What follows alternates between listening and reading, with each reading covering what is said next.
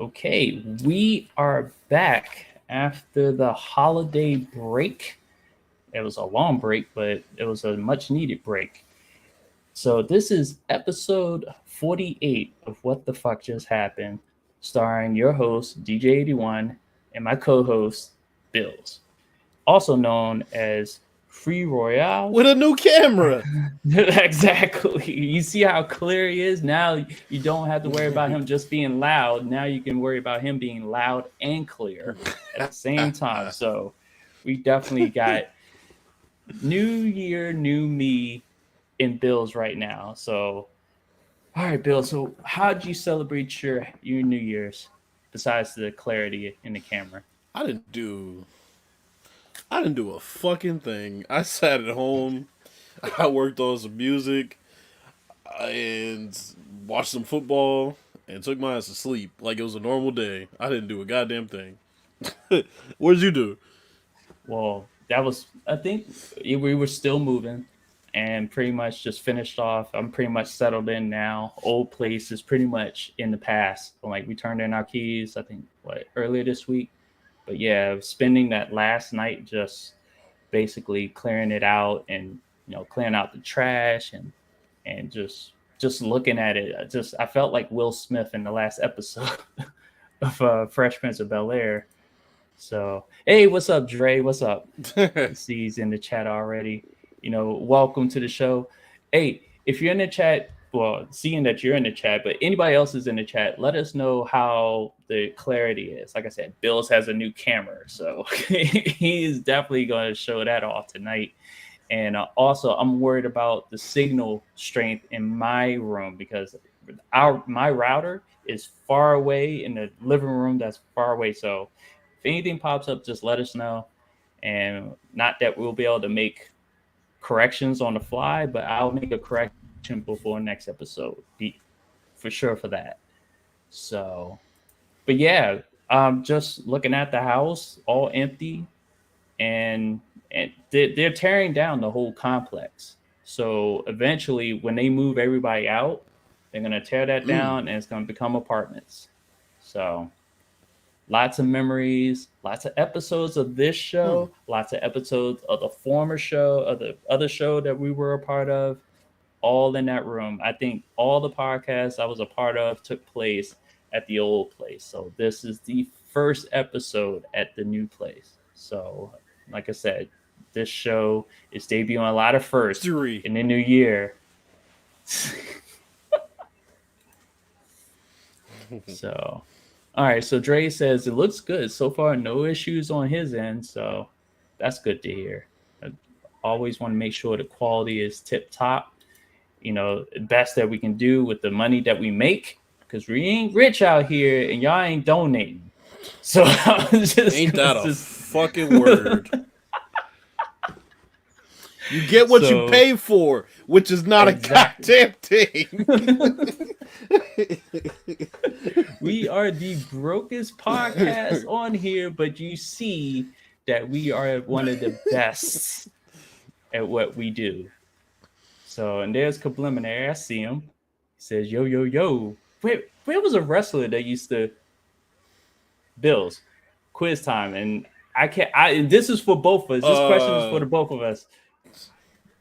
The wrestler that used to come up like, "Yo, yo, yo." I'm Conan trying to used figure to out. come out, yo yo yo. Ah, but no, there was a wrestler in the '80s in the WWF era, Uh, or was it like early '90s that it was like, wait. Oh no, no, no! There's a WCW wrestler, and the music would be playing towards the end of his match, and he hit his finishing move off the top rope, and he'd be like, yo, baby!" At the end, he was like one of the first to be rapping oh in the yeah, I industry. know what you're talking about. Oh god! Yeah, I forget the guy's name. But I know Conan used to say yo yo yo, you bout it.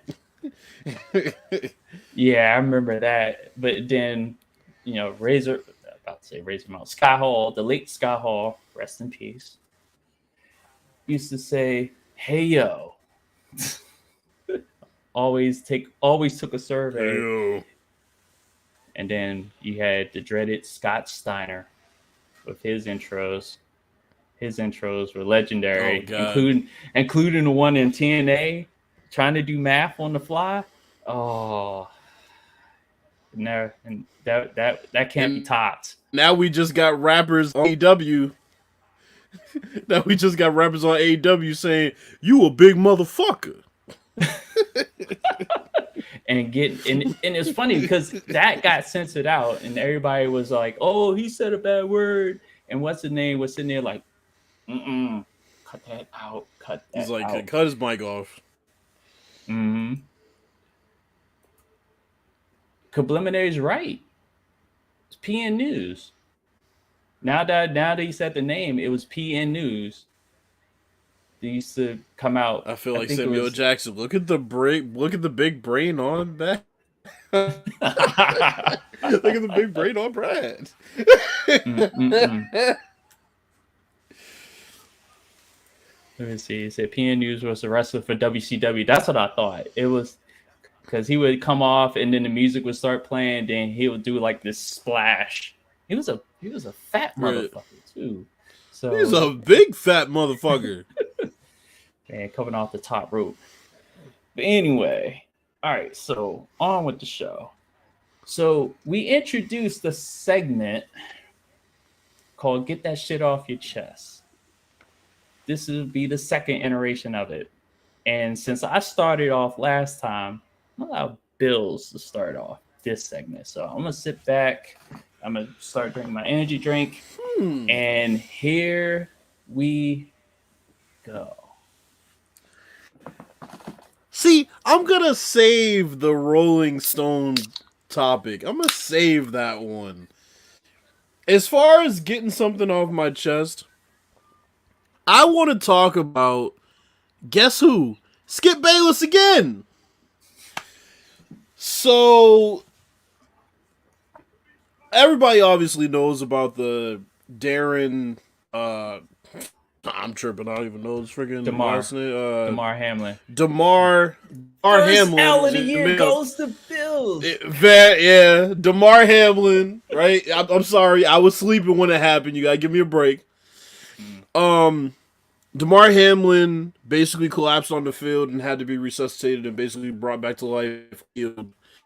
Very tragic situation. Glad he's stabilizing. Got more good news today about it. But good Lord, Skip Bayless, you can't stop putting your fucking foot in your mouth, can you?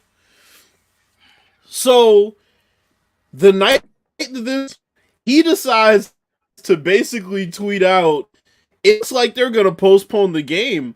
But how? There's so many playoff implications to this game.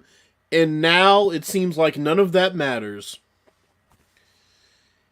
Now, the Skip Bayless stands and the Skip Bayless apologists claim that, well, look at the end of his statement. He said that it doesn't matter anymore. No.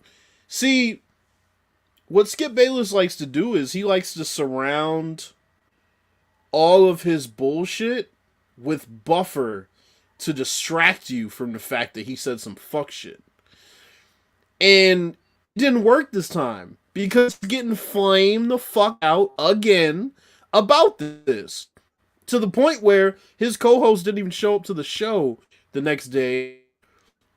And Shannon Sharp can say that it was because of him seeing Sterling, his brother, get paralyzed on the field.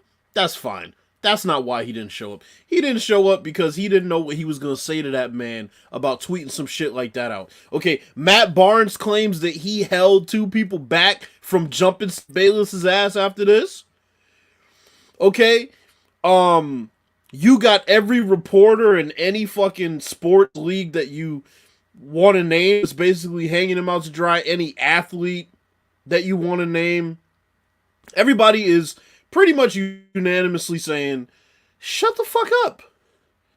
Now, I've been telling Skip Bayless to shut the fuck up for years now. This is nothing new. I've been wanting him to shut the fuck up before he started saying, foul shit that was like really foul to the point where it's inhumane. Back when he was just saying slick shit, I was telling him to shut the fuck up.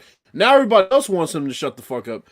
And His co-host couldn't even get through his monologue without Skip Bayless basically jumping in and standing, as they say, 10 toes down with his statement of what he said on Twitter. Right, Skip Bayless and 10 toes down. That shit don't go hand in hand. But anyway, he basically said, I stand and I'm not deleting the tweet. And Shannon got so frustrated, he just said, just start the show. I don't even want to finish my monologue. That's the effect that Skip Bayless has on people. They feel mentally exhausted. They feel like talking to him is like talking to a fucking wall. And I don't know how long Shannon Sharp has left on his contract, but for the love of God, there's no way you could fucking renew this contract and go back to that show after this past month of shit. Do you have any thoughts about that? Yeah. Yeah, and I anticipated that you were gonna zero in on Skip Bayless. I saw this coming a mile away. Like you said, you've been talking about him and others like Michelle Beadle for quite some time. Oh, The that bitch. the fact the fact that Skip interrupted him in the middle of a monologue, literally, it's just like, do you even? I'm like, obviously he knows what a monologue is, but it's just that you just what a couple of few weeks ago disrespected this man because he was criticizing Tom Brady to the point to saying, "Oh, Tom Brady's better than you." They were like, "What?" First of all, quarterback, tight end, there's no comparison. Yeah, he can throw the ball better than Shannon Sharp. Okay. Shannon Sharp can catch better than Tom Brady. That was proven in the last Super Bowl. Tom Brady was in with the Patriots. Couldn't catch worth a damn. But anyway, Skip was one more interruption away from being knocked the fuck out. Flashback. Remember ESPN2 in the early days? Jim Oh. Everett versus Jim Rome. We all saw what happened. Oh. Those of us that were around, or those of us that have seen the clips, those were the good old days. Say it to my face one more time. Watch what I do. Chris flips the table and tries to choke the shit out of him. So that's what I thought was showing on Shannon Sharp's face. He wanted to choke him like he was Darth Vader. Like you could see him wanting to force choke Skip to the point where he just felt that his hand was wrapped around this man's neck as he was trying to explain himself out of another pothole that he done dug himself into. So my my my shout out to Shannon Sharp for keeping your composure again, because another person would have just choked the living daylights out of Skip. So that's my thoughts on it, because Skip needs to just shut the fuck up. Just really for me, just because he's a Cowboys fan. And just like he needs his ass beat.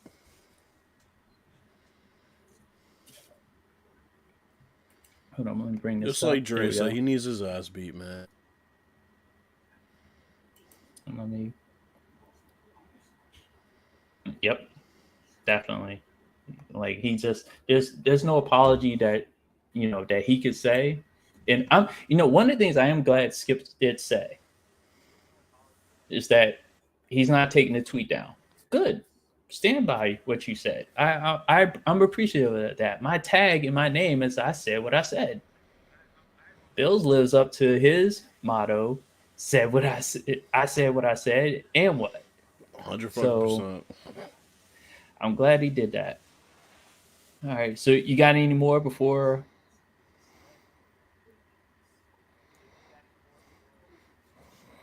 Mm-mm. Okay. Yeah, and I did catch that delay. So, all right.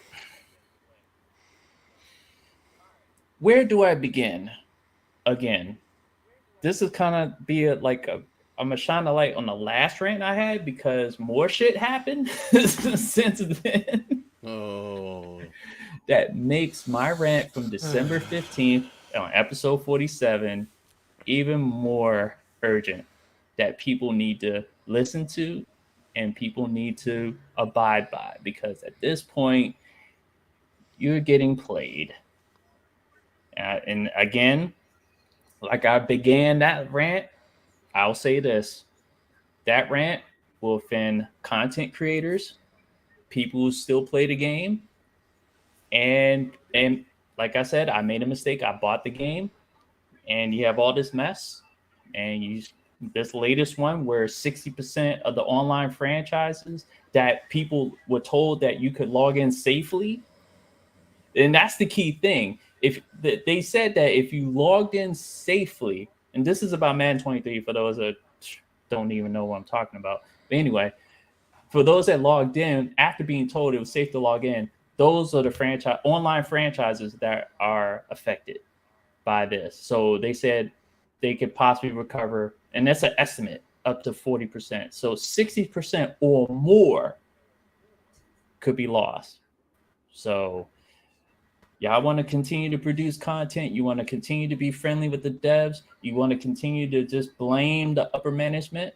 This is an execution issue that is strictly on the devs at this point. They need to be held accountable just as we've been holding upper management accountable. But enough about that. What I really wanted to go off on was the Washington Commanders. Yet again, about to miss the playoffs unless this last minute thing takes place and they could possibly be playing for a playoff spot due to the situation with DeMar Hamlin and the cancellation of the Bengals Bills game. But back to the Washington Commanders. So last game, Ron Rivera started Carson Wentz, hoping he can provide some type of spark. The spark he provided was 3 interceptions and 1 rushing touchdown. And basically it was a dumpster fire. It was a spark to a dumpster fire. Pretty much. And his opposing quarterback, my boy Deshaun Watson, threw for what, 3 touchdowns? I think he threw for 3 touchdown passes, and he was being Deshaun. He's being Deshaun Watson on the road. You can't stop that, Deshaun. But enough about the Cleveland Browns. Back again to the Washington Commanders, and Ron Rivera making the dumbest decision on earth. When you have a quarterback and Taylor Heineke, and also I'll get on the fans in a second about that because they can't make up their minds worth shit too. Ron Rivera benches the guy that the players elevated their play for. Why would you do that? Why? Like, in what world, what multiverse would allow that decision to even happen? Apparently in this one, because for some reason Ron Rivera doesn't get it, and fans don't get it neither. It doesn't matter who you have back there at quarterback. Taylor Heineke was actually doing well. He made mistakes just like everyone else, but look what's in front of him. You let Brandon Sheriff walk. You messed up the relationship with Trent Williams, who's having one of his best years. He'll go down as one of the best ever at left tackle.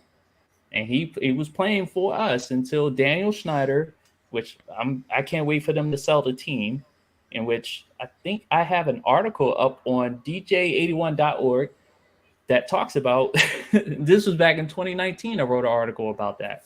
So Trent Williams having one of the best years, highest paid left tackle. He won up who was the left tackle? He signed his contract, and then Trent Williams came back and won up them. It was Collins. Yeah. So no, it was a white guy that he won up. Batari or whatever. I think. I don't know. Yeah. Okay, it was him. So he's out in San Francisco, and you have in place a patchwork that just now kind of steadied out, but still, they couldn't block worth a damn. And then coaching decisions on how to block your, like, let's say it was against the 49ers, Nick Bosa. So you're gonna block him for tight end every time. You really gonna expose Heineke, who was still playing at that time, to.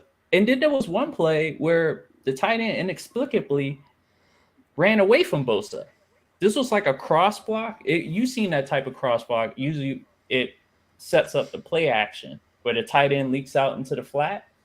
He comes Mm-hmm. across from the right side of the formation to the left. Yeah. So if it's a run play, he'll block. If it's a pass play, he'll leak out into the flat. So Nick Bosa is in front. It's like head up on the tight end. Tight end just he looks at him and runs away. I'm like, are you kidding me? And it's just been a piss poor performance from a piss poor organization. Um, just the coaches not preparing their players to play for the game that's in front of them, especially with the playoffs on the line. So from that last game, there was no sense of urgency. There was no spark, so minus dumps the fire. Thank God I didn't really see the game. I was watching the game while I was kind of viewing the game on GameCast while I was at work. But each time Cleveland went up, I was like, this was the worst decision that Ron Rivera, and technically he should be fired. Any other organization, he would be fired. But this organization, I just said it. Disorganization. There it is. Just disorganization. It's just dysfunctional, disorganized, and just outright just trash, as Brian Mitchell pointed out in the post game. And he's correct. This team is trash. The coach is trash. They need a brand new start. Keep the players that are in place. But the first thing would be to improve that O line. But the people I kind of don't feel sorry for are the fans, because fans couldn't make up their minds. They're sitting there trashing Taylor Heineke, follow along with the same BS, believing that Carson Wentz is better than Taylor Heineke when we've seen Taylor Heineke perform way better than Carson Wentz. I'm like, the proof was on the field, and people were still dissing Taylor Heineke. So I don't. Did you see the post game press conference Yeah, and where and he he somehow didn't didn't know? know that they could be eliminated in the that. Yes, preliminary. Taylor should have played. And you know what? Shout out to Taylor Heineke, because there have been a few people that point this out. This man has played in service as a backup to starter on what, a week's notice before a playoff game, almost beating Tom Brady in the eventual Super Bowl champs that year. Uh, Coming in when Ryan Fitzpatrick hurt his hip, when really he hurt his hip on a water slide. No one wants to That talk about shit. that. And this man who was not expected, he even said himself, I was expected to just walk off in the sunset because my days with Carolina was kind of mid. But he performed well above his station. And what was the thanks he got? Oh, he's got a weak arm. He can't throw the ball more than 5 yards. I'm like, okay, who else did we complain about couldn't throw the ball more than 5 yards, had a winning record with Washington, despite, what's going on in the organization?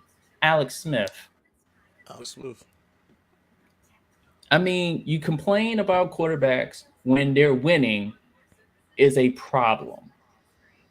And the constant search for a franchise quarterback honestly needs to end. And the one thing I would say that is hypocritical, and I'm sorry that this is long, but the one thing that is hypocritical about Ron Rivera right now is, if you take note of his post-game speeches when they win, what does he say? We have everything we need right here. He's go back, look at the video. He has said this. But what does he keep doing every time a situation comes up? Oh, he gets somebody else, whether it's from outside the organization or whatever. So I guess we don't have everything we need right here. Or maybe we're not taking advantage of what we have right here and putting them in better position to win games. So he needs to go. Ron Rivera needs to go. We need a new coach. Hopefully, Dan Snyder is selling the team outright and we can get rid of him and then we can start being serious about football in DC. Other than that, go DC Defenders because we back, baby. We back. And VF's team, the Battlehawks, they can kiss my ass because XFL is about to start. So the schedule dropped today. But I'll be that's watching that probably. but your thoughts on that? Just What do I have to say? I mean, look, I'll say this: my cousin was at that game hmm, and could hear people in the crowd saying what we've been saying. Why is Heineke not starting? Why is Heineke not starting? Put Heineke in. Why is Heineke not playing? And it's just Ron Rivera is a version of Bill Belichick that just has not had the pedigree. hmm, Right? It's like you pull the trigger on something that your short leash on players won't let you stay the course. You fuck shit up. hmm, And what did Belichick do this year? And look, I hate taking credit for shit, but I can compare this situation with Washington to the situation in New England. He ruined both of those quarterbacks' confidence in one fucking game. And I said it on Twitter. That game against the Bears where he pulled Mac Jones for that interception and then put Zappy in, who thought he was going to go back to being a backup, and his confidence too. He ruined both of their confidence in the same game. Ron Rivera essentially has done that. Carson Wentz got benched. hmm. Now Taylor Heineke feels like he's not good. Like we're going to go with him. You put Carson Wentz back in. Carson Wentz is who he is, right? We've seen this. They didn't have a terrible offensive line when Jonathan Taylor was rushing for almost 2,000 yards last year. Carson Wentz just ain't what Carson Wentz used to be.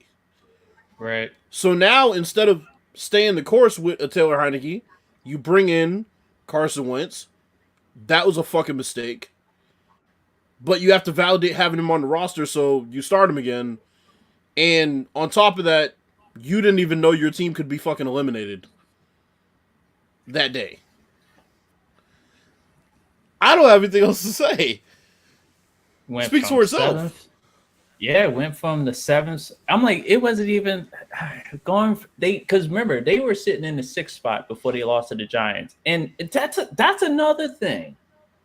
You played the Giants back to back. Oh yeah, you had a bye week, and oh my god, you played the Giants back to Mm-hmm. back with a bye week. So you basically had 3 weeks of footage. 3 weeks because the Giants played a game in between. And I understand you can have a slow start coming off a bye week, but come on, you don't know what they're doing.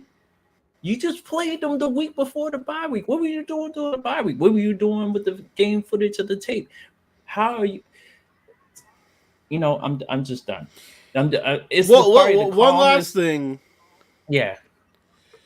Let's remember that his excuse for the quarterback play of the Washington Commanders was the lack of continuity. So he then broke the continuity by benching Heineke. Just think about that. The Which very thing that he means criticized them for and praised all the other teams in the division for, he then had the opportunity to build and he tore it down. yeah, in which it lowered the potential playing ability of everyone else because people upped their play because of Taylor. And yeah, you don't undo that. But he did. He should be fired. But disorganization, dysfunction, and this is it for him. So, and that's it for me as far as that's concerned. Like I said, DC Defenders, the only football team in DC. You heard it here. And I said it. Y'all want to fight me? You know where I live. No, y'all don't. But anyway, all right. So, all right. So anyway, Good so lord.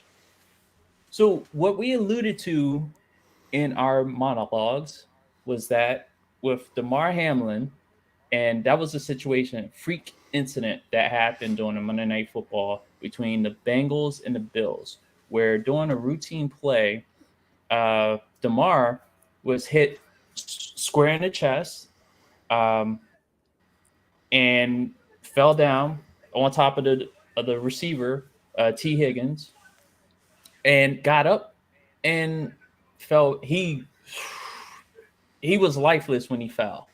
I'm like, it was a scary scene. It stopped the game. What everyone thought, he was going to get back up. They had to administer CPR, like life saving CPR. He was pretty much dead on the field. That's why there was trending dead on, what was it? Dead on the field, dead on something on Twitter Mm-hmm. was twinding that the player was dead. I'm like, when you have to administer CPR, and honestly, I've been in a situation where I've had to administer I didn't administer. I was set up to administer CPR on someone who was about to die, and that person wound up dying. And they kind of fell out the same way that he did, but that person, um, his condition was instant. This with Damar, there was time and they were able to resuscitate him. And shout out to the first responders on that play. That was the biggest play of that game, was making sure that he was alive, and they took him to the hospital. And as we know it, as of uh, us live now, apparently he is awake and responsive. So right now Mm-hmm. he's still in critical condition. They're monitoring him, but they're saying that his improvement, he's been improving day to day. So he still has a long way to go. So keep your prayers going with him. So the other part about that was that after the incident occurred and Damar was taken to the local hospital, they were thinking about restarting the game, which you could tell looking at the Which Goodell players. claims they weren't, by the way. Well, coaches and players say otherwise because they were Joe Buck told says that, otherwise. right. A lot of people said otherwise. So Goodell, don't just admit that you were thinking about restarting the game. Come on, it was so hard about the NFL. Just that's why Madden is so screwed up. But that again, enough of that. Um, so the players and coaches, there was no one, announcers, there was nobody can restart that game. So they No. postponed the game and they was thinking about rescheduling for later. But as of now, the game is canceled. So there's a ton of fallout from this cancellation. And boy, I have a tree of fallout right here as what the fallout is from this cancellation. So as of right now, because this game will not be played, they are discussing adding an eighth team to the playoffs this year. We're with just 1 week away from the playoffs.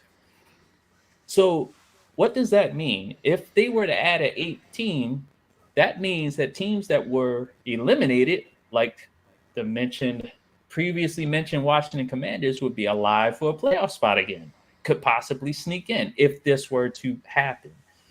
Um, they're saying that because of the cancellation, it would be unfair seating wise to the teams that are already in there. And then this game had seating implications. So if you're not going to have this game, then you're not going to have the proper amount of games played. This is almost like in the 1 year in Major League Baseball where there were teams that didn't play the same amount of games that year. I think this was the pandemic year.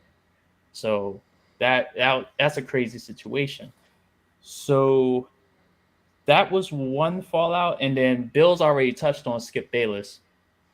I'm like, that was part of the fallout. But here's the other part of the fallout that I think not a lot of people talked about, and that was Bart Scott. He made a mention of it, and this was interesting because people I believe people were twisting what he was saying. I think the timing of what he said may have, sparked people's reactions, but what he said is very important because it talks about the play itself and the fact that defenders are held to a different rule than the offense when it comes to spearing because an offensive player can lower their helmet into a defender's chest. And this is something that running backs have been taught to do, us receivers have been taught to do if we want to do it, to not necessarily spear, but we lower our heads, lower our shoulders to deliver a blow to the defender so that way we can possibly break a tackle. That's the way it works. But if you lead with your helmet, the rule is you should be flagged, either for spearing, targeting, helmet to helmet, whatever the case may be. But if a defender were to do that, the defender gets flagged. So the offense gets away with this that the defense doesn't get away. And that was the basis of what Bart Scott was saying. He wasn't trying to blame I T. just found the Higgins. quote. Yeah.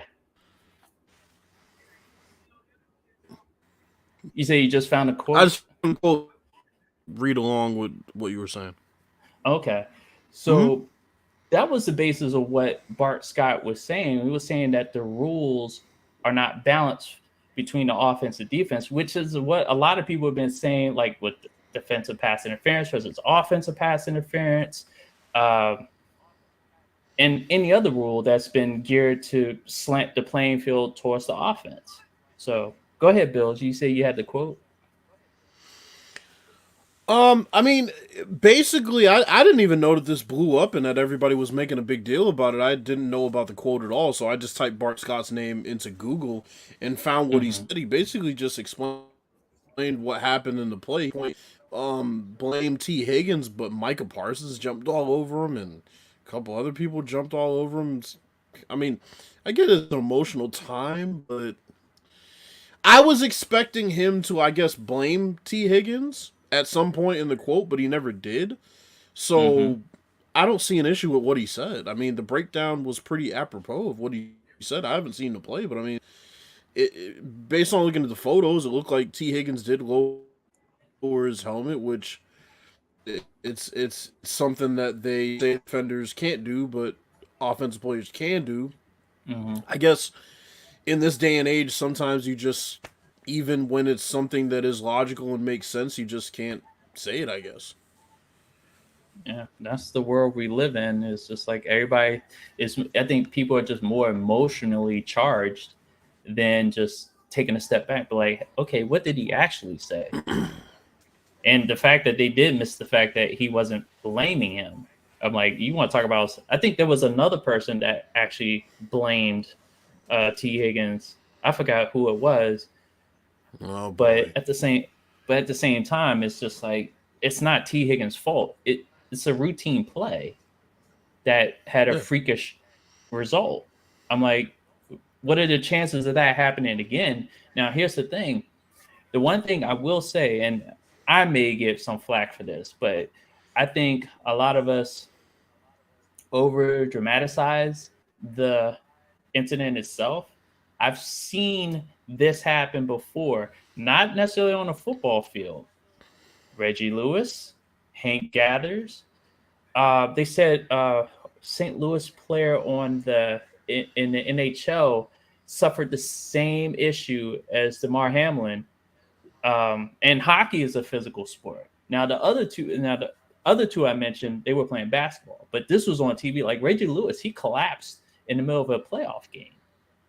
He was playing for the Celtics at the time. It was a scary situation watching the game, and just watching him just like he started like tripping over his own feet and then he just fell. Now he got back up slowly, but eventually, um, later on down the road, he wound up dying. Not, I don't think it was right away, but I think eventually. Hank Gathers actually collapsed in two separate games. The last game he collapsed, I think he was at the free throw line and he collapsed and then he died. So I think the talk about, oh, we've never seen anything like this before coming from like all the commentators, I was like, Do you It's not not true. forget that? Yeah, that's not true. And yeah, like I said, I may get flack for saying it because it's the timing. People are emotionally charged. I get it. Now I understand. It's a scary situation, like I said at the very beginning of this, but it's happened before. And the other part of the fallout from this is the fact that now people are conspiracy theorists. Now Please don't COVID tell me. vaccines have now played their hand into this, and you have like experts just coming out of nowhere talking about, well, the vaccines, they can do this, and there's a side effect. I'm just like, come on, not now. I'm like, I can understand talking about the play, the physicality of the sport. I'm like, basically, it's a physical moment where he got hit high impact contact with the chest, and just the the right slash wrong situation, and shit happened. I mean, there's I'm no not even need. touching that shit. Yeah, there's no need to even bring conspiracy theory into this. You have enough facts that people saw, and I didn't see the play live, but I saw that there's videos still up. I'm sure YouTube may start taking them down, maybe, but I seen it and I could break it down, but I mean, he got hit in his chest, and the chest is a vital area. You may have all that padding, but it doesn't protect you. It actually adds on to it. It's supposed to soften a blow, but a blow to the chest, just like a blow to the ribs, is dangerous. And we've had some other quarterbacks actually have life-threatening situations that they play that they happen to just play through. We have, what was it? One quarterback played through like a spleen rupture. I'm like, so Mm-mm. I'm like, players are living dangerously out here. Um, but yeah, like I said, prayers are with Damar Hamlin, just making sure that he pulls through. I'm like, it's not about football at this point. It's about this man's life and making sure that, if he has kids, if he has a family, which I know he drives a foundation that people have been donating to. That's all in the community. Just pray that he makes it through. That's really all I'm worried about. But this other stuff is ridiculous. Absolutely. Mhm. Absolutely. All right, so you had something that you've been Oh, wanting to get. This is kind of like part two. Get that shit off your chest. This I feel one like Mr. definitely. Miyagi when when Ralph Macchio hurt his ankle and he I feel like Mr. Miyagi right now. All Uh, right. all right, here we So, go. for those of you who have been living under a rock or don't pay attention to mundane bullshit like this, Rolling Stone recently released its top 200 singers of all time. All time, as in all time. Mm. And boy, oh boy, have they done it again with the drama. I mean, people keep falling for this shit hook, line, and sinker. They're just mad at the water cooler. Every water cooler motherfuckers are talking about this. Every spaces, people are talking about this. Every phone call, FaceTime, radio station, everybody's talking about this shit. And I've been asked several times now what I think about it, and I didn't even look at the list until today. All I've seen is what everybody else is bitching about on Twitter because it's been running rampant on Twitter. So I got home today and I made a little list of my own and I looked at their little bullshit ass list and I took some notes on what I thought they based it off of and some of the bullshit that they pulled and how they got y'all hook, line, and sinker. And I'm gonna break down some of it because, this is my industry. I know how they roll. I know how they get y'all emotionally invested in shit like this when they're not even half serious making a list. Okay, so, uh, I mean, the first thing I put was the list is trash. It was made to start arguments and conversations, which it was. It got y'all talking. It got y'all whining. It got y'all emotional. How could they do this to Michael? How could they do this to Michael? Well, we're gonna get to that. Uh, no trend, right? So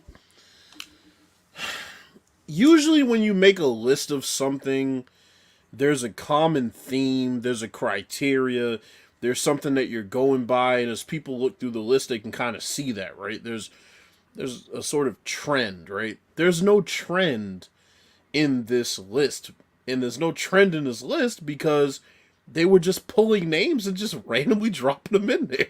Which is why I say y'all can't get mad about it because they did what they were supposed to do. They got motherfuckers talking. I'm talking about it. But I want to explain it to y'all so y'all chill the fuck out, right? Okay, don't if you're drinking right now, put the fucking booze down and just listen to me, okay? All right. 200 means many get lost in the shuffle. No reasoning for why someone is number 111 versus number 112. When you start making lists of over, let's say 50, right? 50 could be the cutoff. Once you start making a list of more than 50 anything, you just start sort of adding names in there. It doesn't really mean anything. There's no significance behind who's number 50 and who's number 65. There's not much difference. I mean, you can try to create some sort of reasoning, but it's fake reasoning, right? A top 10 list is pretty concrete. There's not much to really break down. There's not much to dissect. You can really tell with a top 10 list exactly what they're going for, and there's always a trend. When there's 200 artists that you're picking from, it's impossible to put 200 artists in a list that actually makes sense unless you have one main criteria, right? If you're going in order of album sales, it's easy. It's just math, right? But when it's a discretionary list of 200 artists, it's fucking impossible. There's no way. I know 200 musicians. I can't put 200 musicians in order. They did it for a reason. I'm getting to that reason. Because it was to get y'all talking, but there's more to it. Okay. This was my issue, but obviously this is my issue. Didn't focus on vocal ability because the people that made the list can't properly gauge the difference in proficiency between one singer to the next.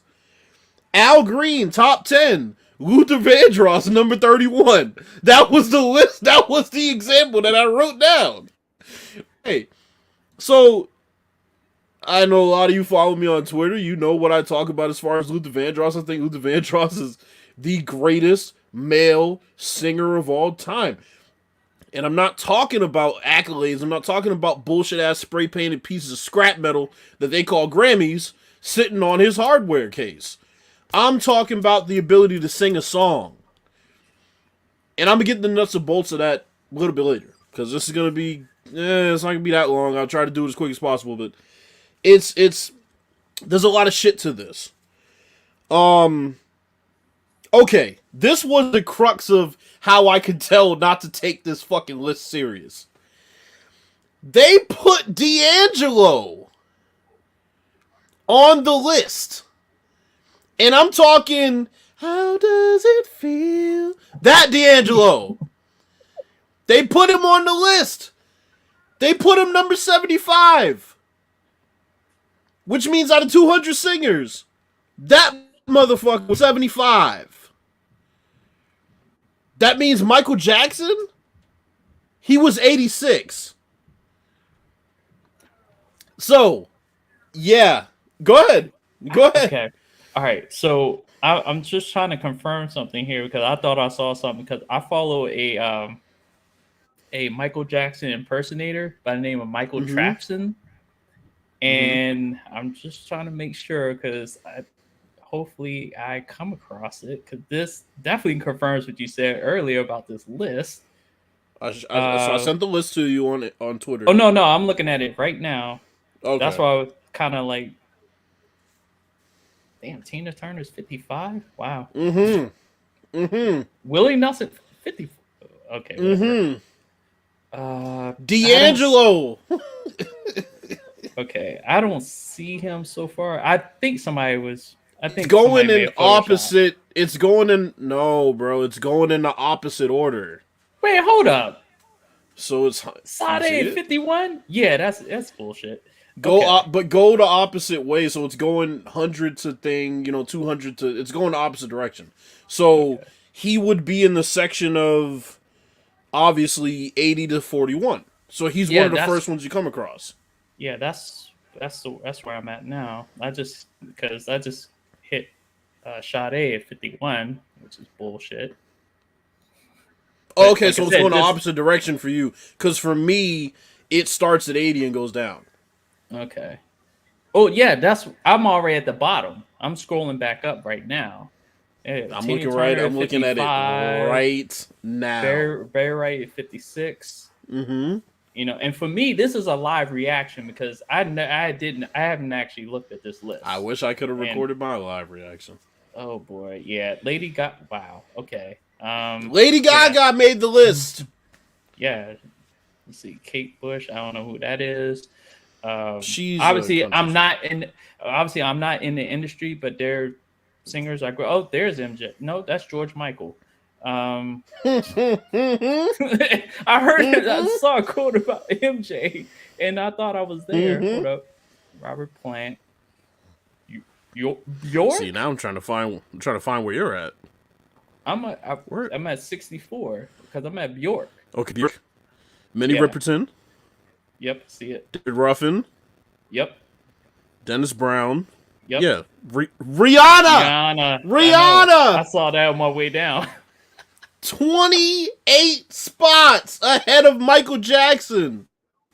I'm gonna get to that in a minute about the Michael Jackson. I want Randy Watson. Section chocolate. I Oh want boy. DJ to see this live on stream so y'all know I'm not fucking with y'all. D'Angelo. Wait a minute.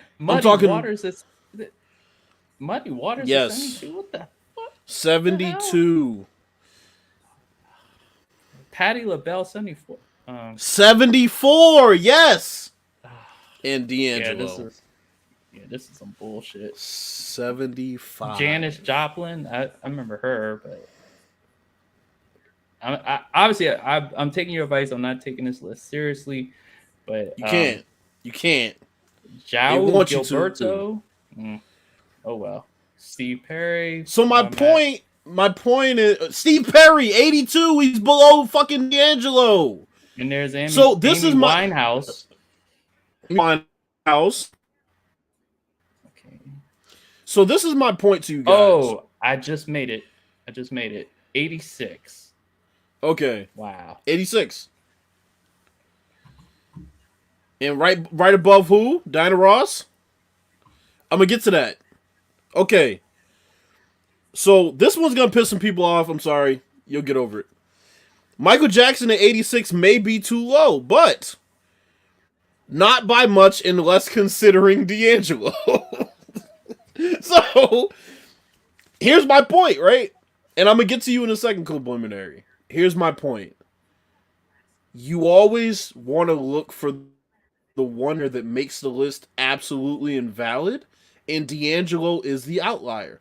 So from there, because D'Angelo's at 75, so he's a top 100 singer to them of all time.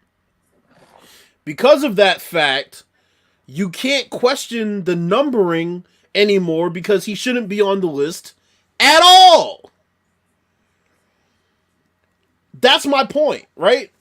It's like, okay, it would almost be like top 200 basketball players of all time. And number 75, they put like Scott Piatkowski or something like that. Mm-hmm. You can't take it serious, right? That should automatically be, okay. Now this one's interesting.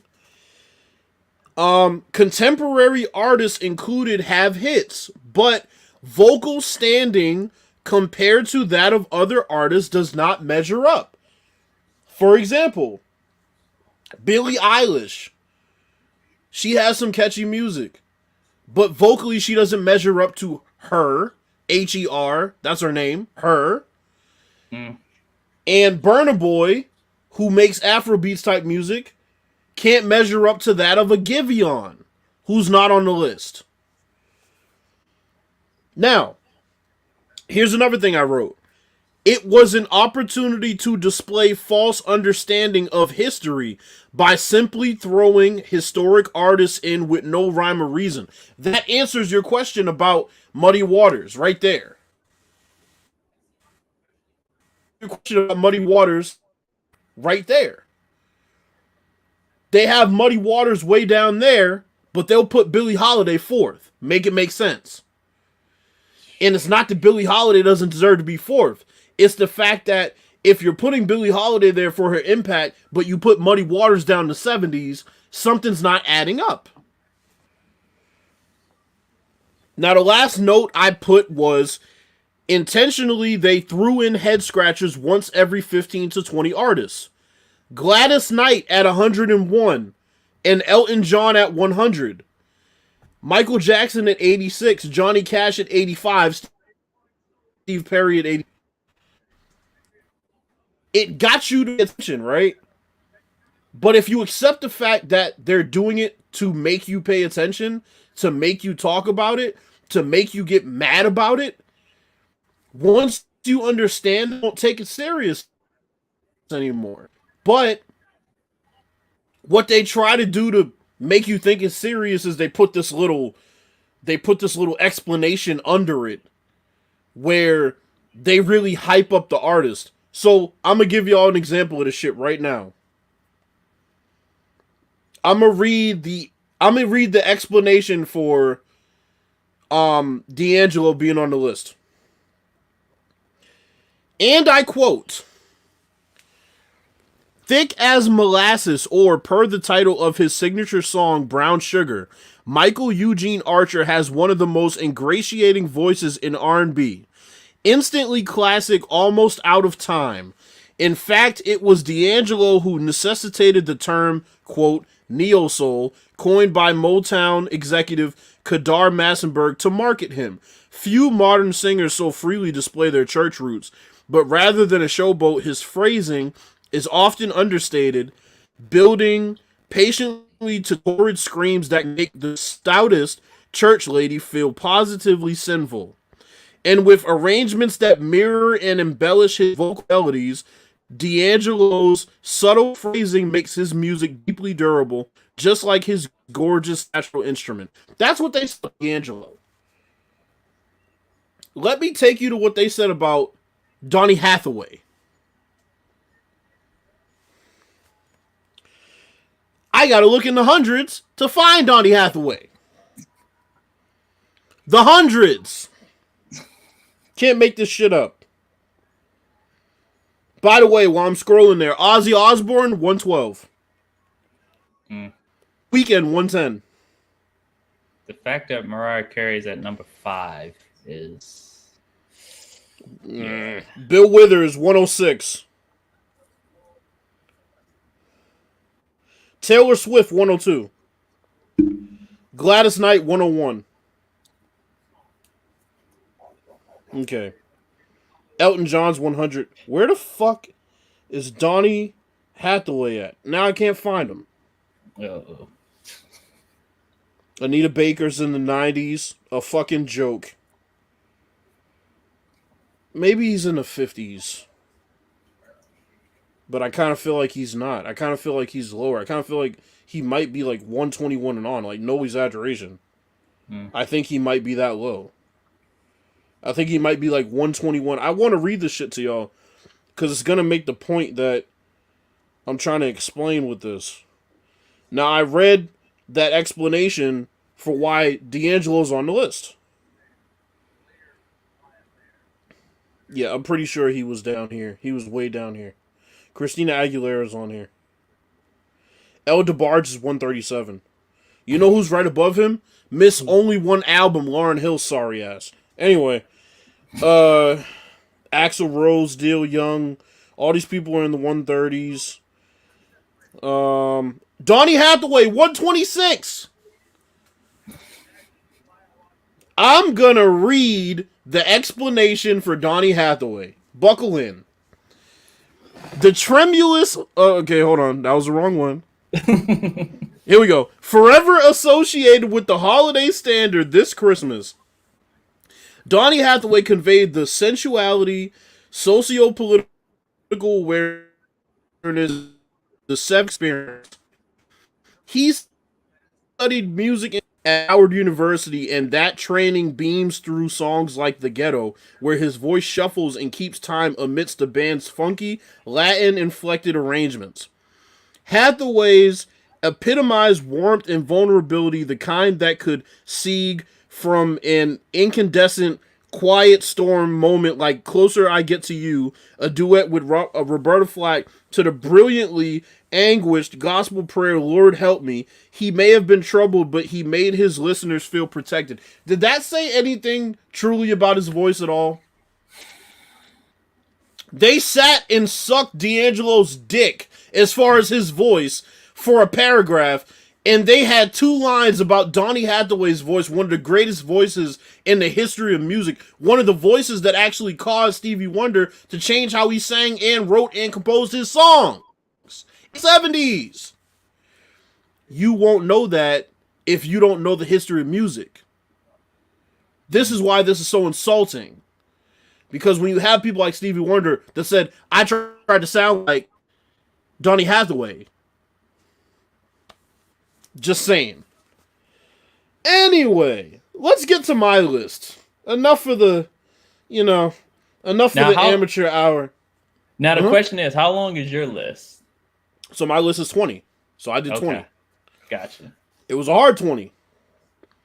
So I'm going to tell you what my list is based on. Oh, first let me get to complimentary. So complimentary said Tevin Campbell. Bring it back up. There we go. Okay, so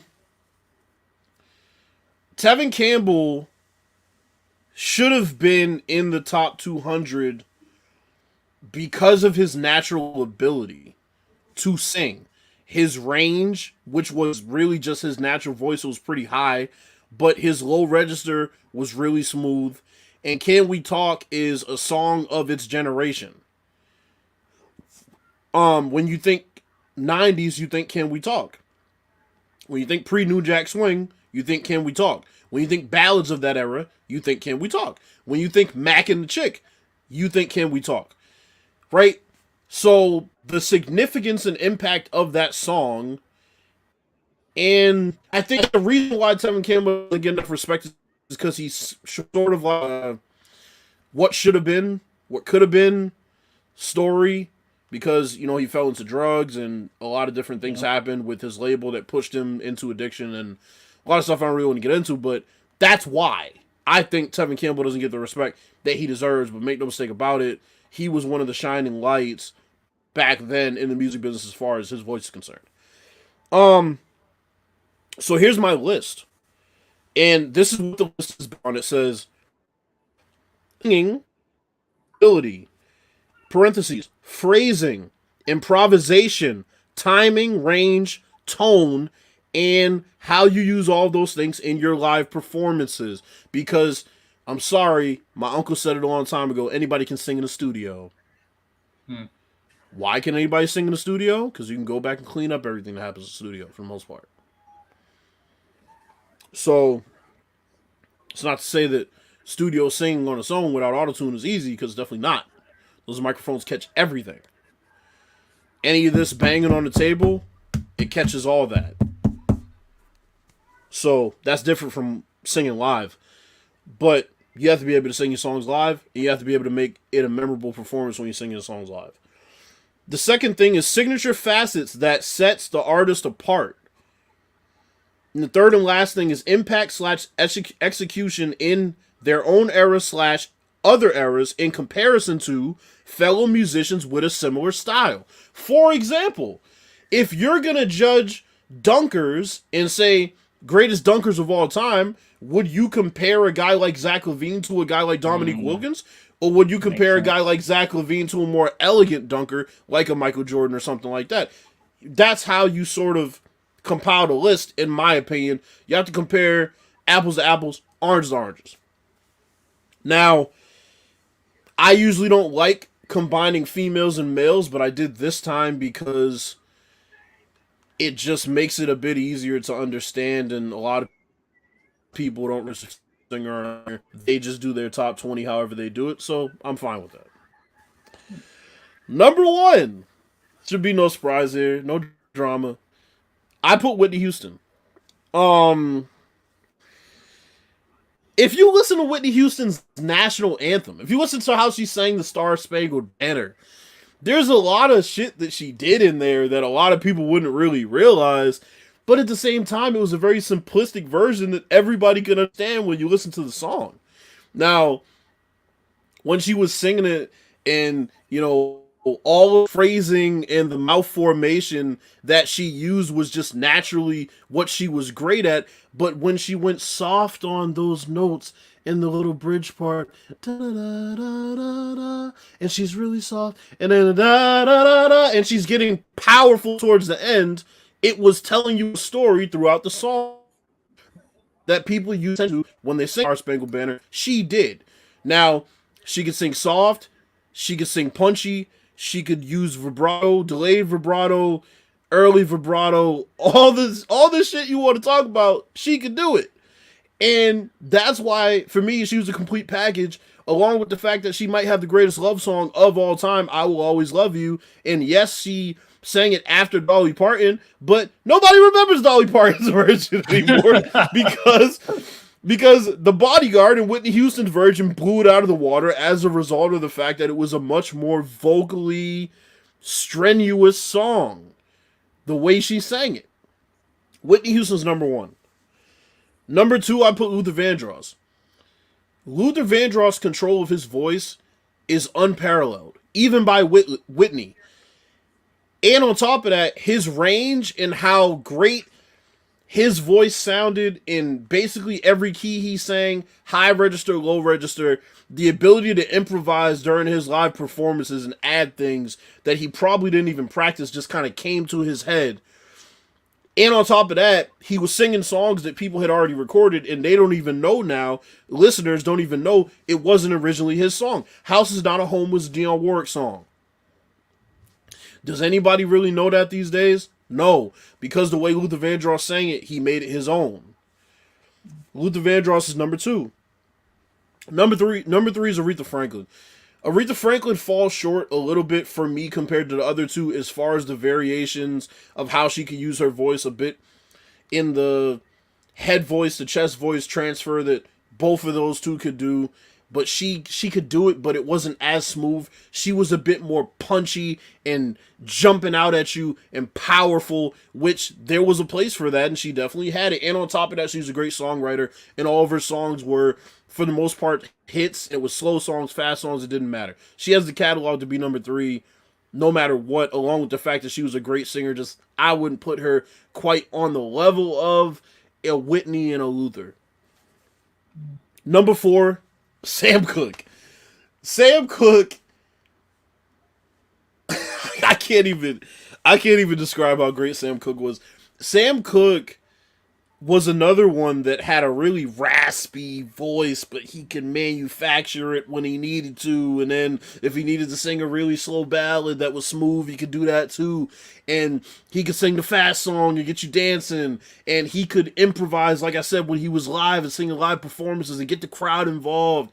And he was so great. And then he has A Change Is Gonna Come, which is one of the greatest songs of all time for black people to listen to and feel like, yes, one day we might actually get out of this rut that we have or that we're in as a race. He was a voice for all of us. He was killed by some sorry ass individual that in my opinion, was hired to kill him because he was planning with other powerful black artists to open up and start their own label to house black music and bring the black marketplace, as far as music is concerned, in the forefront. And that never got to happen, unfortunately. But Sam Cooke, especially, then on top of that, he started in church. He sang in the Soul Stirrers, and he was amazing. And he took some of them songs that were hymns and turned them into secular songs, and nobody really noticed. He was that good, bro. Number five, Billie Holiday. I'm gonna keep it plain and simple with Billie Holiday. Billie Holiday was one of the first black prominent female singers that were elegant. It could sing it in the style that white people liked us to sing in. Not the yelling, not the bravado. She was very smooth. Her and Ella Fitzgerald. Ella Fitzgerald's on this list. She was very smooth. Very, very smooth. Great voice. And that, I mean, for her generation, she was it. That's number 5. Number 6, Mahalia Jackson. The greatest female gospel singer of all time. There is not a close second. I will go to my grave believing that. She was the face of gospel music for the longest time. She had a powerful voice. She would draw the song out long, and you pay attention to every single note she hit because it had so much authority and so much meaning to it in her phrasing, and it was just so raw. She was amazing, and she doesn't get enough credit for the impact she had on bringing gospel music to the forefront, and I would say sort of in that mainstream zone where now people who aren't really religious listen to some form of gospel music from time to time. Freddie Mercury. Number 7. Let's start with the fact he had a 4-octave range. Okay, that dude was smooth and baritone all the way up to the peak of the range 4 octaves later. So basically, if you're playing on the piano, keep playing, keep playing, keep playing. This C to this C to this C to this C. That was his range. So at any point, and when I'm talking range, it's no, you're smooth, right? It's easy to hit a note and not sound good, but you hit it and you were in key. No, it was easy for him from this C to that C to that C to that C, going across the keyboard. Mm.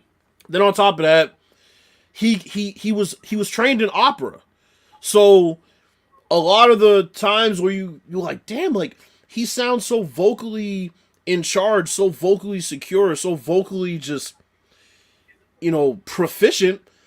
It was because the breathing exercises that opera singers do and practice are way more physically exhausting, and they train you and prepare you way more for holding those long sustained notes, using vibrato, all those sorts of things, being in touch with your diaphragm, all those sorts of things. He brought it into rock and roll, which made it such a beautiful balance.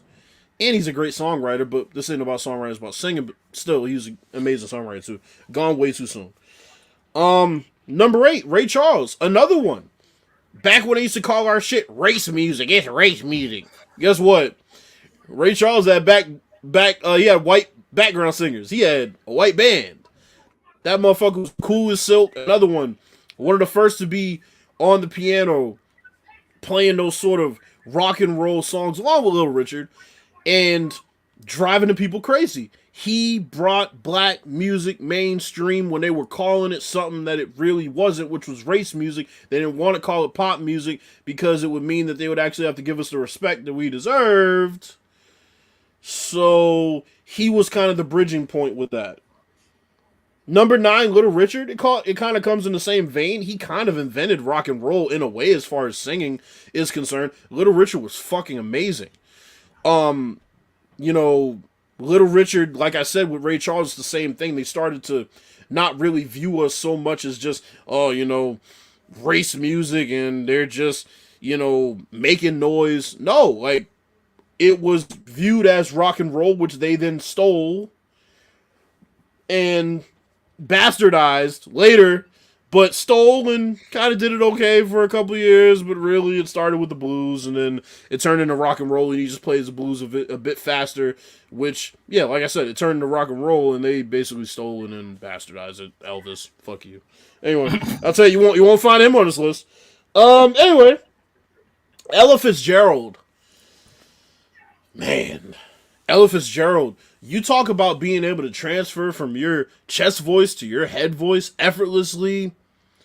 She was amazing. She added a lot of those dynamics way back when people weren't doing that shit. They were singing in one key, there were no key changes. They were singing in one tone. There was no crazy intonation. There were no crazy changes. And she was doing it because she was way ahead of her time. So Ella Fitzgerald is going to be number 10. Now, this is where I give respect to somebody that I don't necessarily think is as great as other people do. Frank Sinatra. Mm. Frank Sinatra, 11 on my list. Frank Sinatra was vocally proficient but very dry in my opinion. There's only so long I can listen to Fly Me to the Moon, let me da, da, da, da. It's very plain and boring, and after a while you get bored and you fall asleep.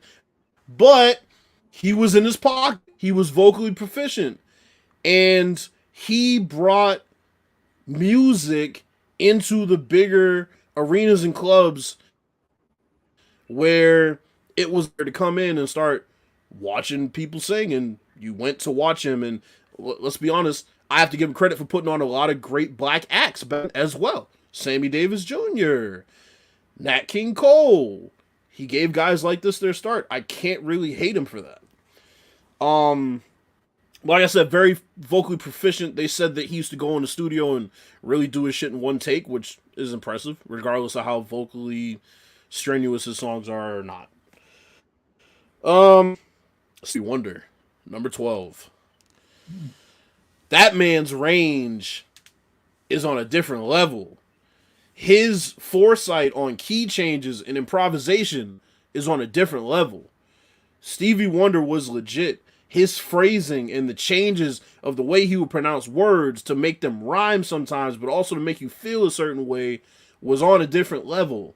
Stevie Wonder is very vocally proficient. People remember him for some of his fast songs, but his slow songs were amazing. And like I said, he had range, like just crazy, perfect pitch. He was amazing. Number 13, Nat King Cole. Oh my god, he made it so cool to be a black crooner back in the day, man. Like, Nat King Cole was so smooth. He had a very smooth tone. He would let the music play and kind of just dip in and sing something real quick and then let the music play and fill it out. And then he'd come back in and sing something else. And he just had a very inviting tone when he'd sing to you. And Sam Cooke did a lot of his songs over, but Nat King Cole always had that place where he was just very, very calm and secure in his tone. He wasn't trying to do anything special. And great Christmas albums. Some of the greatest Christmas songs of all time are sung by him. And Natalie Cole, his daughter, was an amazing singer too. Nat King Cole, just for his impact on the entire industry of how, once again, blacks are viewed in music, Nat King Cole is number 13. Donny Hathaway. Donny Hathaway had no weakness as a singer, and I mean no weakness. He was another one that was trained in opera. Great breath control, could sing anything fast, slow, didn't matter, played the piano, song wrote, had great duets with Roberta Flack, amazing, could blend in, could harmonize, could lead a song on his own, had great improvisation. The dude was the complete package. When somebody asks me who my inspirations are in music, I always tell them Sam Cooke, Luther Vandross, and Donny Hathaway. Donny Hathaway died a bit too soon, actually died really soon compared to when he should have, and it was a very tragic situation with what he was going through, but that dude was going to bring a lot of great music to the world. And there was a message that he was trying to send that a lot of people missed back then that they should go back and listen to, because that dude was amazing and he was singing about shit that was important and he made you proud to be black. So Donny Hathaway was amazing. Next on the list, number 15, Nina Simone. Now a lot of you might not know who Nina Simone is. Nina Simone had a very raspy voice. You know, if you listen to her songs, sometimes you would think it was a man because her voice was so powerful and it was a deeper voice. It wasn't a high-pitched voice, but she was so vocally proficient and so powerful. She didn't do a lot of long, velvety notes. If she hit a long note, it was powerful, would roar through your headphones, and she was one of those, she was one of the first powerhouse vocalists as far as a female is concerned. Just from the perspective of how much power and how much gravity her voice had and how much weight was behind it, Nina Simone definitely goes on this list. She was one of the first and one of the best. Still, you have all your vocal powerhouses. You have the Jennifer Holidays. You have the Patti LaBelle's. You have the Stephanie Mills. You have a lot of them. Doug Thomas, I'm getting there. Two of those people ain't on this list, but we gonna get there. Okay, number 16. You were just in time. Marvin I Gaye. know, right? Number 16, Marvin Gaye. Marvin Gaye, man. If you just think about smooth, like if you just think about just listen to his tone, it's like you're just walking through the park. It was so smooth. But then as soon as you feel that way, you can listen to a song like Heard It Through the Grapevine where there was so much rasp and so much passion in his voice.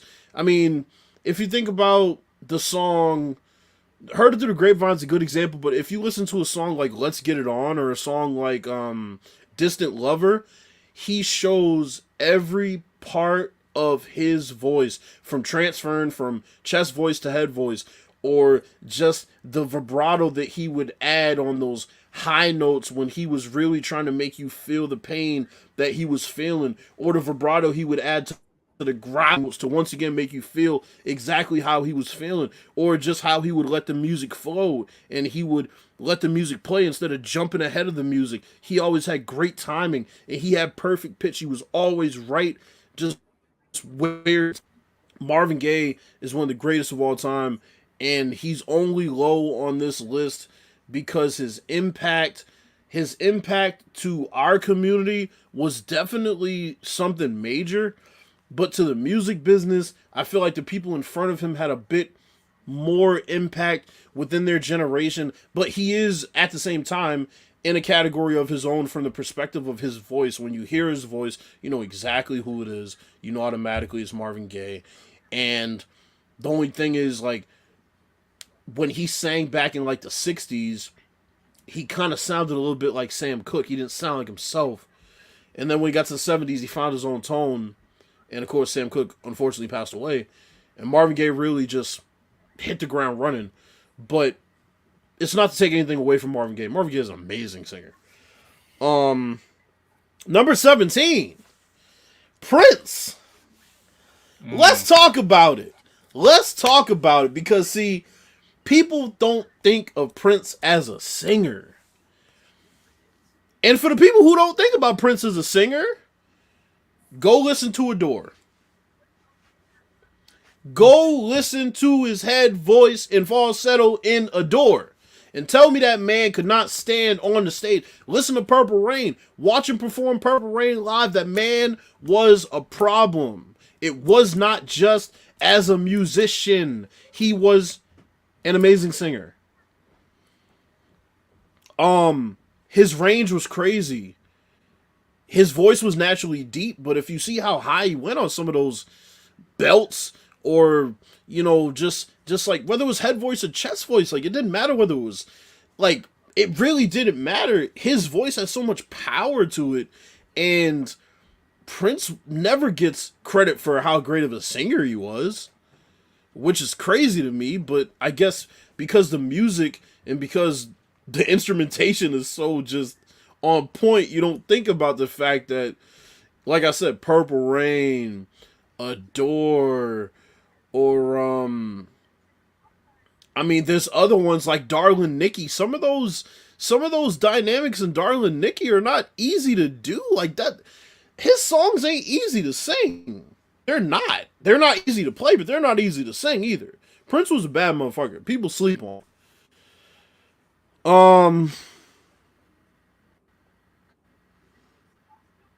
I probably have to go back and listen to it.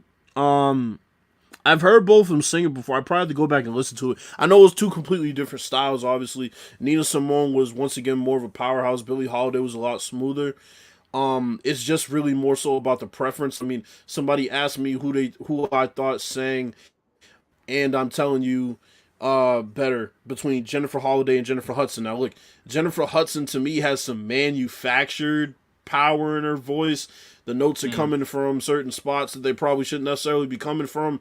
Jennifer Holiday, her power and her voice was natural, and it was coming from the right place, which is the diaphragm. But then she could also get that sound in her voice when she starts getting really scratchy and it was just it's a different level. Like she was first, she was original. So like everything that people did coming after her was just trying to replicate it, but they never really could replicate it because she was just, some people accuse her of over singing, but I'm sorry, people paid to see that. Um, but by next week, I'll have an answer for you. Come back next week. I'll listen to both of them and get my full breakdown next week for sure. Number 18, We're almost Elton there. John. Almost there. We're almost there. Elton John. I mean, Elton John was amazing. Elton John has great music, but Elton John also had a great voice. He had a soulful voice. Um, Elton John, you could tell that there was an English accent in there, but shit, sometimes it just sounded like a good old Southern singer. The way he sang certain things and some of the chords he played were really soulful. And Elton John was just he's another one that's just amazing. Every time you hear him sing live, it's an amazing time. His improvisation and the way he can once again let the music flow and not just try to put 10 pounds of shit in a 5-pound bag as far as the lyrics and things like that. It was never like that with him. That dude was just he was a savant and still is a savant. I mean, he's not touring no more, but Elton John, if you listen to the song Rocket Man, those key changes in Rocket Man and the way he hits those are so effortless, but also so it sounds like there's always a believability to singing. I always say that Elton John is believable every time you hear him. I'll say that. Number 19, Dolly Parton. Look, I struggled with this one, man. I struggled with this one. I wanted to really not put her on here, but she is the greatest female country singer that there ever was, so it's kind of hard not to. I mean, the same way that Philadelphia Freedom's amazing. My favorite from Elton John is either between Crocodile Rock or Rockin' Man's another good one, or shit. Crocodile Rock or damn, see now you're making me look shit up. Oh boy, here we go. No, I'm just gonna Oh, look up real quick Elton John song. and while Bills is looking that up, Doug, do you also notice something about Bills today? You notice that how I'm clear, clear crystal he is clear. today? Tiny Yes. Dancer. Hmm. Tiny Dancer is another amazing. What was I saying? Dolly Parton. Yep. Dolly Parton. I don't vocally think her music is that great, but at the same time, I'm not much into country music. At the same time, what I was saying before you said that was, okay. So as far as women in country music, you also have somebody like Patty Page. Patty Page for the time, when she put out Tennessee Waltz, and Sam Cooke redid Tennessee Waltz. Tennessee Waltz is a fucking amazing song. And it's still a song that's sang today in Tennessee at a lot of functions. And they line dance to that shit. Or slow dance to that shit. So with her, Stand By Your Man and I Will Always Love You are still songs that are near and dear to people. And she does have that legacy and the longevity to be on this list. So I put her on this list, even though vocally, much like Frank Sinatra, she falls short of most of the people on the list, but I had to put her on there. And we made it to number 20. Otis Redding, last but not least. Otis Redding, man. So much power in his voice. Another one that died too soon in a plane accident, plane crash.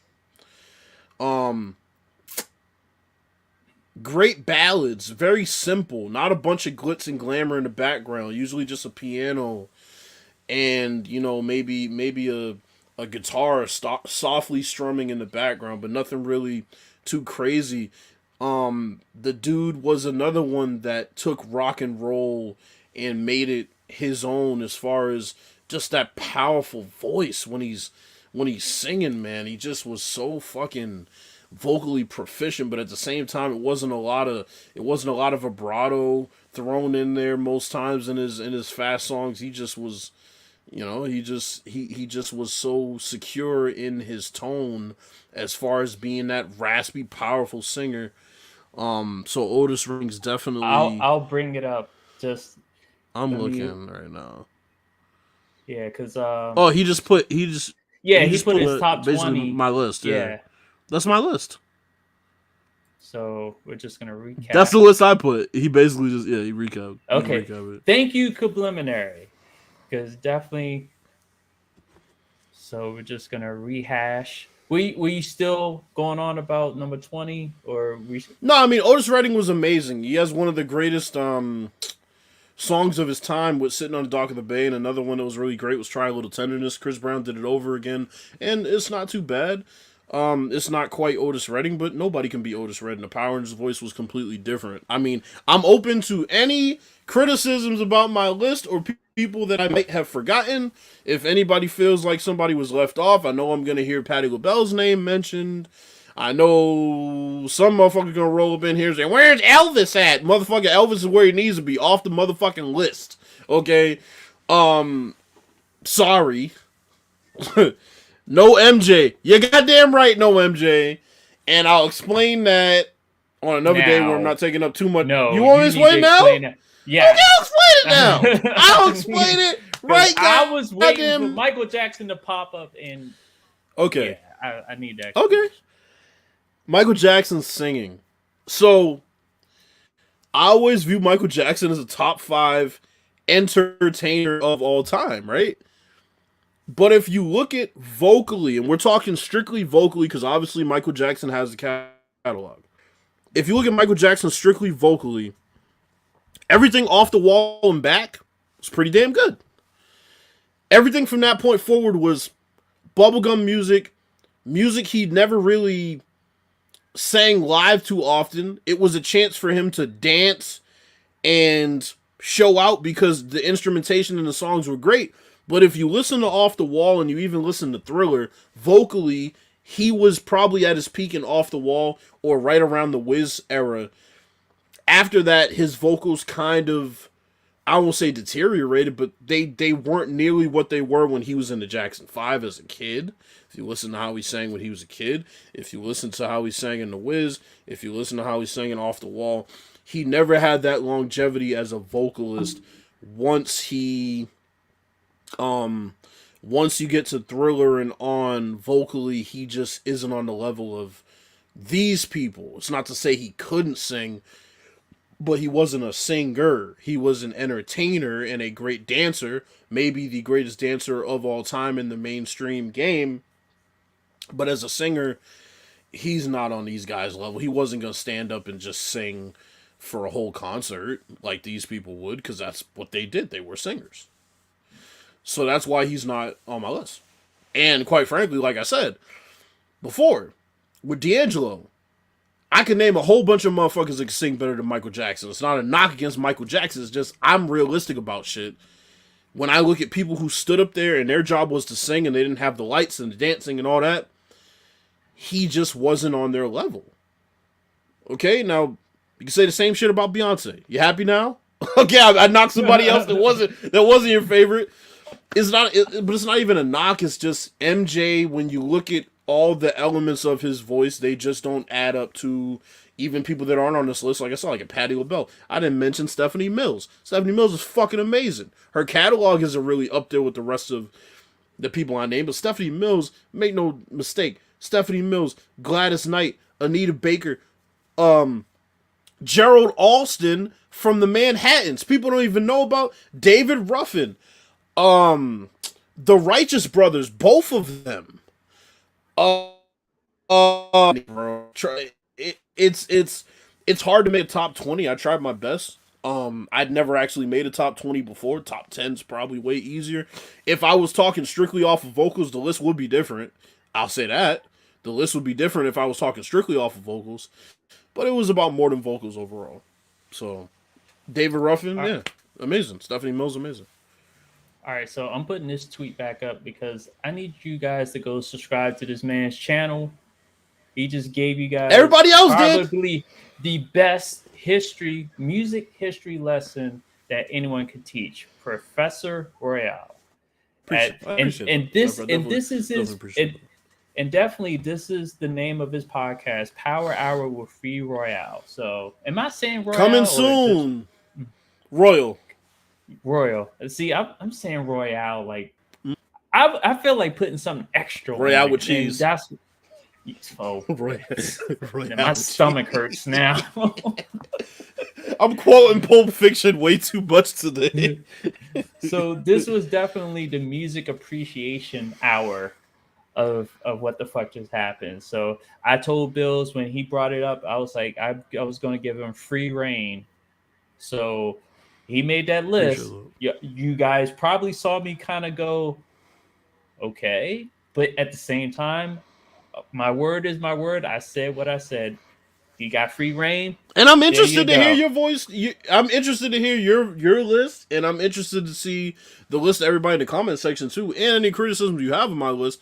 I'm open to having discussions, and I try not to debate about music too much because it's kind of like it's my profession, and I understand that there's a very subjective element to it, but I'm open to conversation about it. I like talking about music, obviously, and yeah, I want to see y'all's list next week. If y'all can compile a list in a week or 2 weeks and come up with it, then I'd be more than welcome to hear y'all out. See, he's already doing it. He's already giving everybody homework. You might as well be a teacher.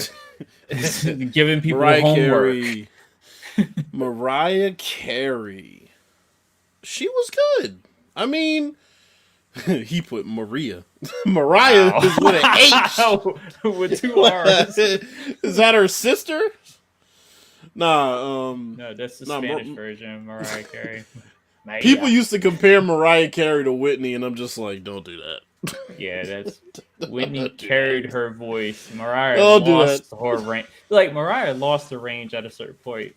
Whitney She Houston stopped before taking her care of her voice. That's why. right. Stopped Oh, taking I care of don't her know why I brought voice. that back up. He spelled both names wrong. That's what Didn't I'm he? saying. Shit. Yeah. Well, Preliminary did a good job of bringing up the list. I can So, get you my I list by mean, next week. I mean, look, man, just turn it in by the next podcast. We good. mhm. Her sister can sing too. I'm so done. Man. We So got 20 minutes left. 20 minutes. We normally don't. We normally go an hour. Like I said, Oh shit, yeah, we do. this was your baby. So, like Yeah, I I read said, over it. free reign. No, you didn't go over when you said you wanted to do this, and Mm. I gave you free reign. So this was all you. So we didn't go over. This was intentional We could do a on Q&A my for the end. next 20 minutes though. Yeah, we If can. anybody had. Yeah. Yeah, any Anybody got any questions? questions? Basically, by the the music list, the top 20, and then the top 200 from Rolling Stones, and then anything we talked about before Ugh. that. Man, Like that's you hot. want to bring up Damar Hamlin again, and the fallout from that. Anybody have any questions about that? Because I think everything we brought up tonight is open to question, and then also just trying to figure out why people Shit. do. Let's see. So Shit, preliminary my is like phone Steve. dying. Oh boy, Stevie Wonder should be higher according to preliminary sports. Where'd I So, have him? and then even questions about what happened with Madden. And like I said, Stevie December Wonder 15th. 12. Yeah, I'm like even on December 15th when I said what I said. That was before all that shit went down with the online franchise mode. So the fact that my foresight led me correctly blindly to what eventually happened. And again, like I said, just to go back on that for a second, the fact that you have folks share, and I'm like, it's being critical, but I'm not taking shots. But when I said You're still going to create content for the game. You're still going to play the game. It's still going on. I'm like, we can talk about franchise being broken, but what are you still doing? And at the end of the day, the Still playing. game is not going to change. So at some point, you have to change. And the change starts whenever you feel like making it. It's like you don't have to feel like you have to play this game because it's the only NFL game on the market. It's not the only football game on the market. I'm like, go play what was it? Legend Bowl with King Havo. Mm-hmm. Play his game. That's a fun ass game. I haven't played it in a while, but it's a fun ass game. When I played it, I created my own team. It was the Red Wolves with the burgundy and gold and everything. I'm like, it's totally customizable and it's gotten better. It has its own franchise mode, which is better than Madden's already. So I mean, To and I'm answer even Doug oh Thomas. yeah, Oh what's no, I up? was gonna say just go. No, I was gonna answer yes. They're on there in different Mm-hmm. spots. They're both on there. So, Right. but no, you're absolutely right. I mean, people got to stop being beholden to a company, especially when that company has proven that they're either gonna give you a great game at launch and then completely fucking ruin it, or they're gonna give you a shitty game at launch and by the time they fix it, you're not gonna want to play it.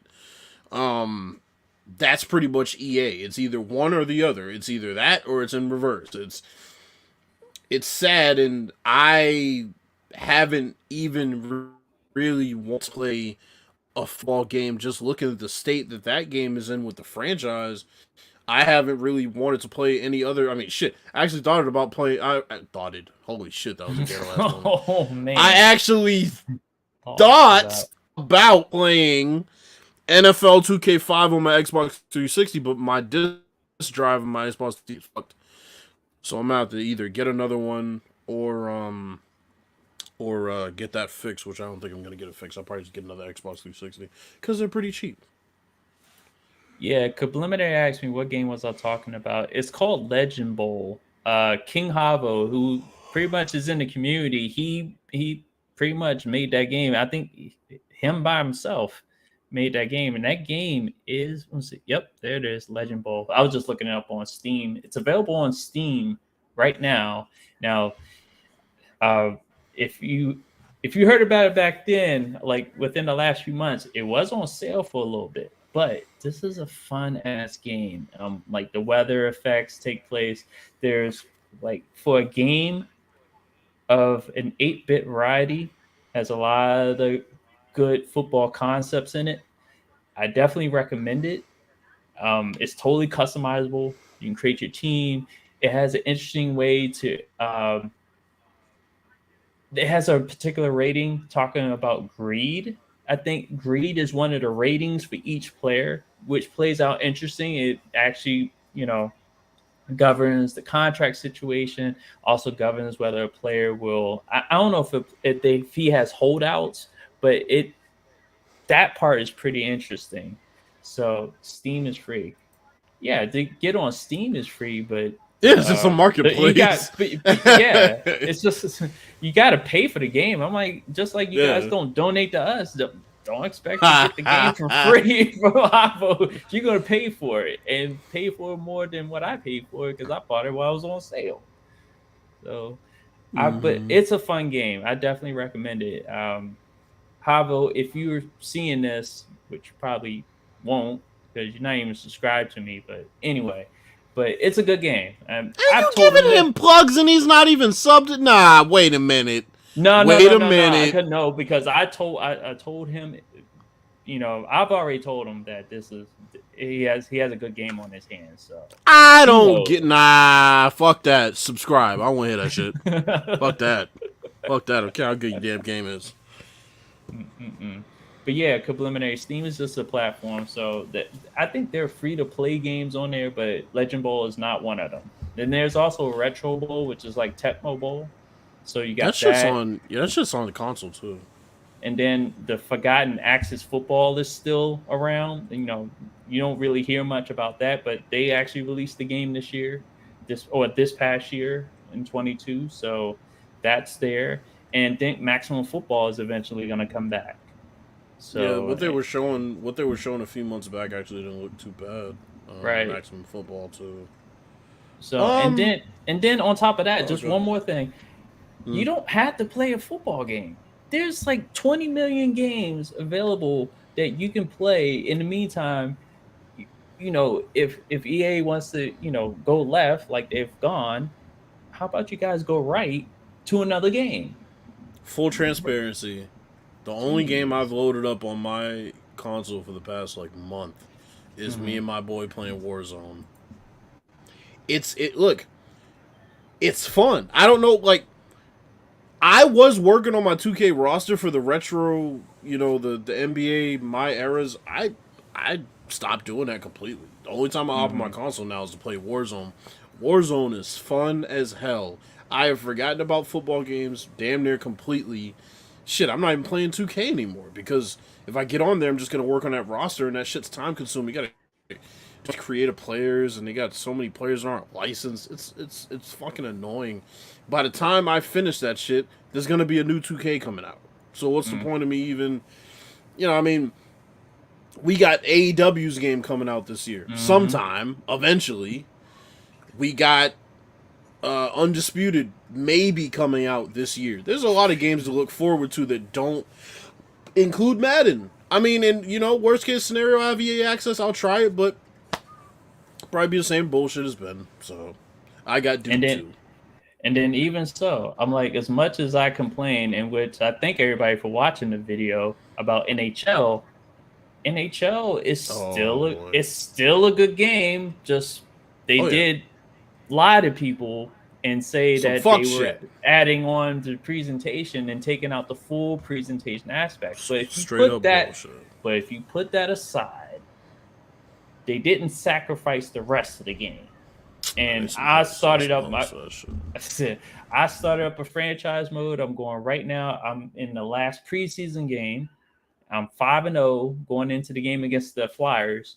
And I'm gonna post on Twitter this pass I pulled off. And it wasn't like the traditional saucer pass. I actually used the dump or I call it flip pass or whatever to across the rink and hit a man in stride. Only thing was, and you'll see it, is that he was able to knock it down, but he wasn't able to corral it. So it's the equivalent to a soccer first touch on a lofted pass. So I'm gonna post that probably later, on, like in a little bit. But the game still beautiful to me, especially with my sliders because I play 20-minute periods. And I'm getting good stats. So and their franchise mode is better than Madden's. So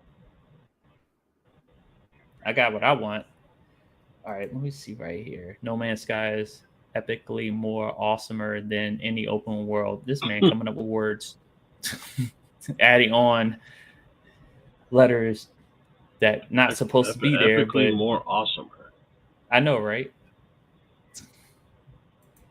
And then Doug Thomas was like Gran Turismo 7 and Warzone. And you know what's funny? I had to go back in the archives and look at past Battlefields, and I now understand why Battlefield is not Battlefield the way it is now. It's because the movement is just it's trying to mimic a Call of Duty as far as how quickly players move about when really it was all about strategy, teamwork, and being. Because I remember I used to pull off a ton of sniper shots in past battlefields. I was able to get a lot of good kills because nobody wasn't zooming across the map. Nobody was zooming in front of the scope to avoid a kill. Now it's just like Fortnite all over again. Like people can zoom, jump, do whatever in Battlefield when that wasn't the case. If I had you dead to rights, I had you dead to rights, and it was a gunfight.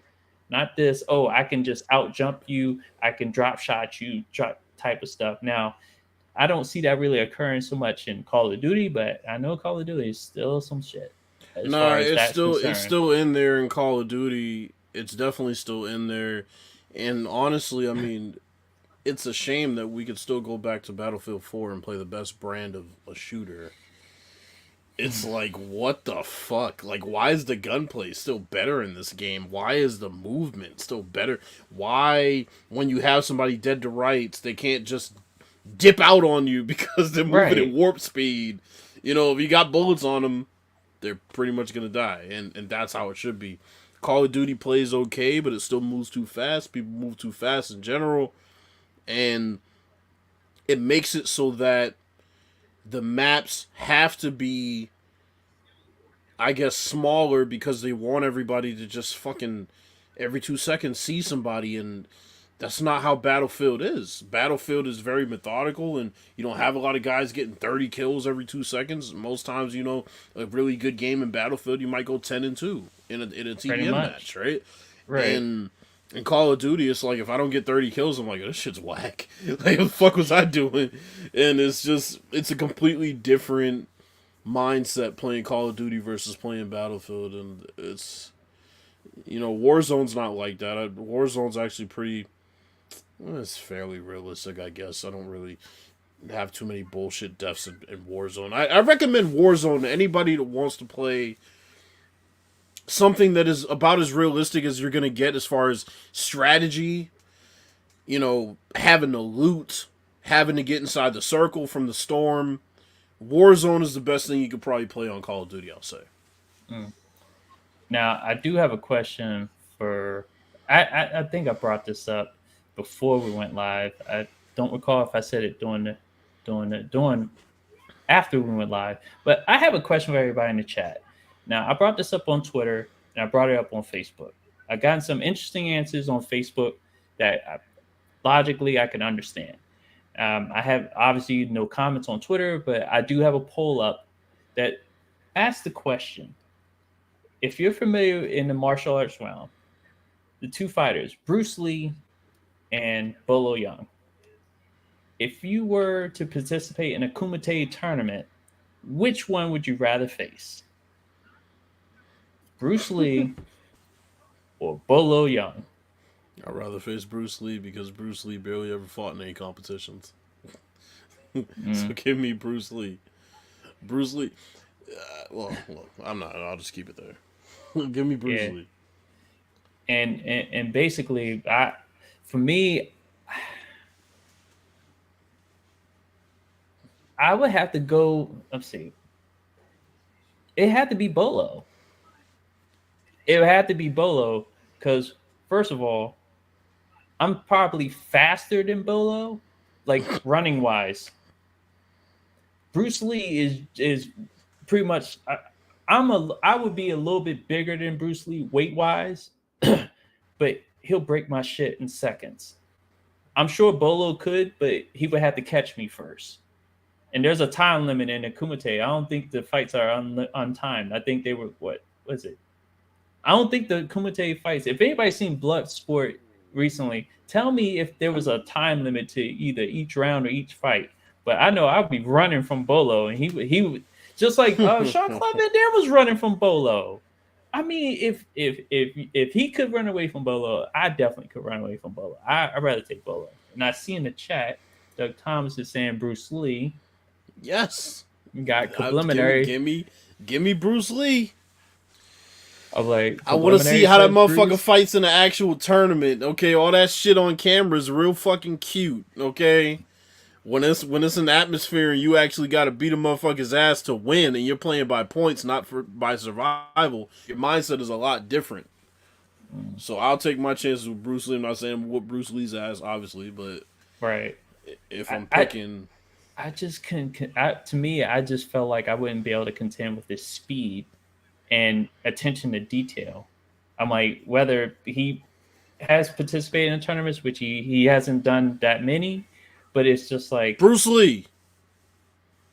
I'm looking at the comment section, the complimentary. Bruce Lee, fucking easily. Mike see, Tyson is gonna it's an kill animal. you. Yeah, Okay. he's an animal. Yeah, Bolo. See, that's the thing about Bolo. He's scary, but he's not as proficient. That's why I go after the least proficient of the two. Like I said, Bruce Lee could kill me. Remember, he has that 1 inch punch. He doesn't even have to do much. He kicked me in my kneecap. I'd be done. I already have bad knees. Bolo Young, all he's gonna do is try to bear hug me, and because he's not gonna be able to punch me, because I'm gonna put some distance between us. Okay, Bruce Lee, I can't put distance between I him. got a question for y'all. I got one. Okay. Which one is more likely for y'all specifically, personally?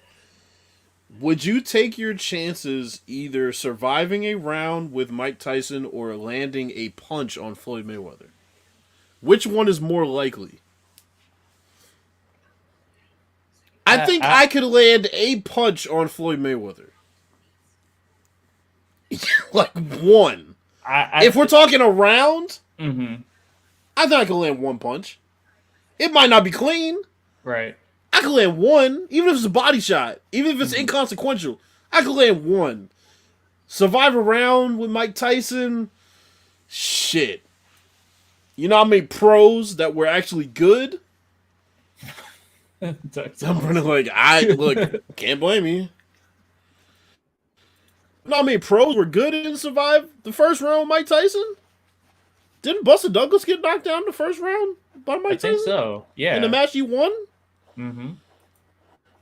I've been trained. Yeah, but what I'm saying is, what would be more likely for you? Would you land a punch on... Do you think you'd be more likely to land a punch on Floyd in a round or not get knocked the fuck out by Mike Tyson in a round? Which one would you choose? You see, I would be more likely to land a punch on Mayweather. Yeah. I would actually go for the fake out.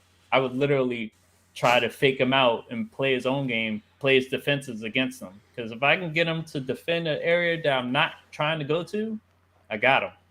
I don't think he'll move naturally. Out the way. Yeah, naturally, right? Because his instincts are, I'm fighting somebody who isn't a world-class fighter. So it's like, I'll probably let him land a jab or a body shot, right? Because it's just in his nature. He's not nearly as on point as he would be if it was a trained assassin, which pro boxers are, most of them that are fighting Floyd Mayweather, are. He would more so look at you like, okay, let him land a punch, right? And then you land one punch and fuck, you survive. But with Mike Tyson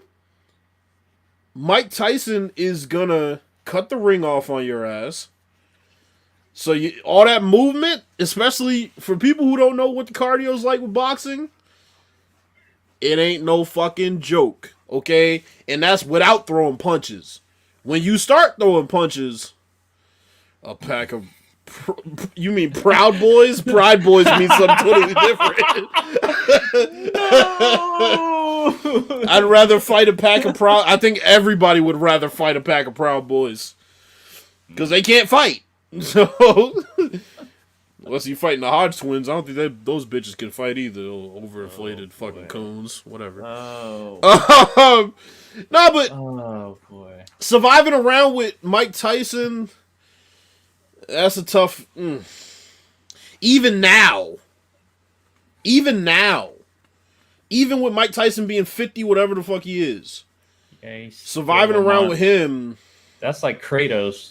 Like, Kratos got better with age. I mean, as far as just, like, yeah. Okay. Man, it's a living Kratos. I got it. Well, shit, it is 9:01. Well, I got one more. Okay. In a game of 1-on-1, could you... What do you think is more likely? That you score on Kawhi Leonard... or stop Kyrie Irving from scoring? Which one is more likely? I mean, I guess Kawhi could... Well, no, I'm sorry. I guess Kyrie could maybe just miss a jump shot. But realistically... I could get a point. What would be more likely? I get a point on Kawhi. I could get a point on Kawhi, basically because I've gone against people that are larger and longer and lengthier. I've just found a way. I'm like, you can find a way to score on anybody. there's nobody that you can't score on. I mean, it's damn near impossible to shut somebody down completely. So I will find a way. So, but keeping somebody from scoring, I just said it. I'll take the easier option. I'll take my chances with Kyrie missing a jump shot than scoring on Kawhi Leonard, because you probably just halfway get in your own head. Mm-hmm. He-Man versus... I'm so done. Okay, so but the caveat to that question, to that one right there, Adam versus Lionel before he goes Thundercats with the sword, because remember they have to get into character in order to get, because we all saw the new He-Man where he was pretty much Adam the whole entire time. He was getting his ass whooped. True. They actually thought they killed him. Spoiler alert for those that hadn't seen that one, but it's been a year and a half since that came out. So if you haven't seen it by now or don't have Netflix, oh well. So I'm trying to figure out, do I have one more question? I know we brought up that Vince McMahon is back. Did we? We didn't. Okay, yeah, Vince McMahon is back. This is not an added topic. I'm just telling y'all because there's not much to go on right now because we don't know what the fallout's going to be. But when we see the fallout, because we will see it, it will happen. We'll be able to talk about it. But that broke. He's coming back to sell the company. So that's what it said. So he's coming back to sell the company. God damn it! If I can't run it, nobody can goddamn run it. He's probably sitting at home just mad, just stewing this past few months. God damn it, Johnny Gargano! Oh boy, they're saying wrestling on my goddamn program. Like, bro, like he had to just be sitting there like, what the like, y'all just throwing it in my face, ain't you? Right, and I was just going to just reverse everything. It's like we're going to hit the reset button. That reset button is going to looking at Triple H like, what the fuck are you doing? I'll go back to AEW. When I'm back to AEW, I'll go strictly over to AEW, and AEW ain't no fucking, paradise over there, but shit. You got Vince coming back. Man. Oh boy. That's fucking crazy.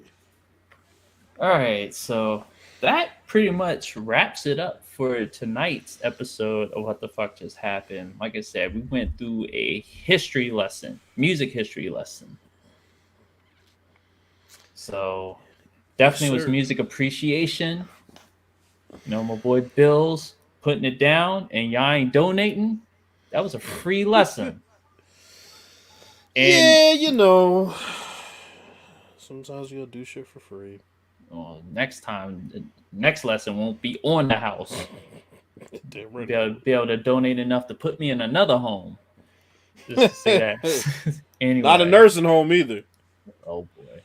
But I do appreciate everybody that did stop by. So traditional roll call. Dre, if you're still here, say what's up. But thanks for stopping by. Dre's clapping somebody's cheeks in Call of Duty right now. Oh boy. So we got Preliminary Sports. Thank you for stopping by. And then Doug Thomas came in at the right time talking about Marvin Gaye. As we were getting to the point on the list of talking about Marvin Gaye. And I think that's about... There were more people that... I was looking at the counter and there were more... Yeah, people lurking. Probably Pooh lurking. Trying to figure out whether the Eagles are going to finish first or fifth. Yeah, that's crazy. That shit right there is crazy. And they don't even know what's going on with the quarterback. They don't know if Hurts is even going to be healthy. They definitely don't want to put him in this game because they're going to need him long term. One more thing. Since you mentioned the Eagles. If you're watching Sadat, you're a bitch. Why would you this nigga blocked me because his team lost. How you gonna block me because your team? I didn't say anything negative about the Eagles. The fuck is this shit, bro? Block straight up block me. Talking about, oh, you're one of them cowgirls. Apologize. I'm like, this nigga drunk right now? Who are you talking to like that? Little bitch. Bro. Damn. People get too serious with these sports, man. I'm sorry. Like, he was like, oh, you ain't said nothing positive about the Eagles all year. I haven't said anything about the Eagles, positive or negative, all year. I wasn't even really cheering for the Cowboys when I said what I said. I was just like, oh, that was a good throw by Dak. And he comes and starts bitching. I'm like, I don't know what they put in your fucking cup. Complimentary. No, let's not. Sadat is a bitch. Okay? That's what Sadat is, drinking that piss in a bottle that he was drinking that night when he got a bit too big for his britches and I told him about himself. And then he went and fucking blocked me. It'll be alright. Fuck him. Oh, and David Create, same thing for you. You're a bitch too.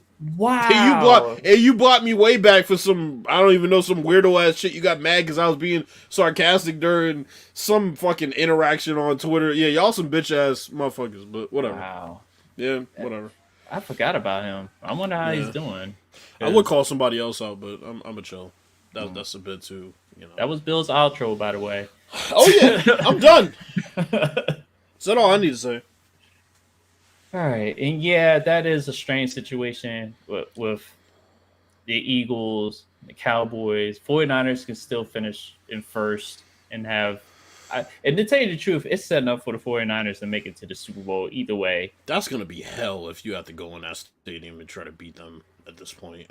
And then they don't even need a quarterback. I could be quarterback and have don't do that. Don't do that. I could have don't do that. I have the greatest line. I have the weapons. No, I have the defense. Don't do that. There, play some quarterback, and no. I would dice everybody up because I would have all the time in the world, all the lanes open up. I have Debo. I could. This is not true. Brock Purdy been making some throws against pressure, man. Saying. Brock Purdy been balling, yo. It says QB rating goes up when he gets pressured. I'm like, damn, he's a diamond. You see them throws that that's what I'm making saying. When the pressure. It's like, what the hell? That's why you question people like Ron Rivera when talking about.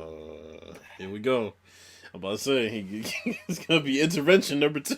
Right. I'm like, Brock, Mr. He was Mr. Irrelevant. That's relevant. Literally. Meanwhile, making relevant players irrelevant. Ron Rivera making teams irrelevant.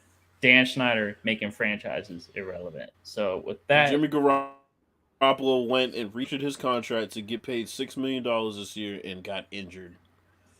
I don't even like Jimmy Garoppolo, and I feel bad for him about that shit. Restructured, came in to save the day, and the motherfucker you benched him for only getting paid $6 million this year and gets hurt himself. Well, I hope you guys have a safe and have a good rest of your night, whether you're playing games, whether you're playing these chicks out here in these streets, whether you're playing with yourself, which I think the lurkers are right now. Oh. And even the people that block bills are probably playing with themselves. Anyway, that was episode... Or if you're playing with cute Miss Ladybug, that means you, Doug Thomas.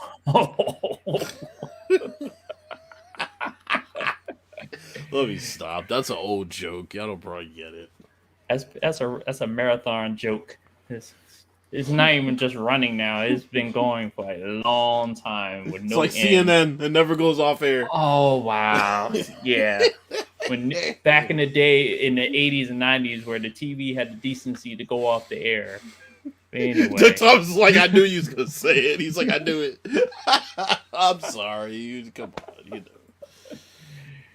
But anyway, you guys have a good night. This is Bills, DJ81.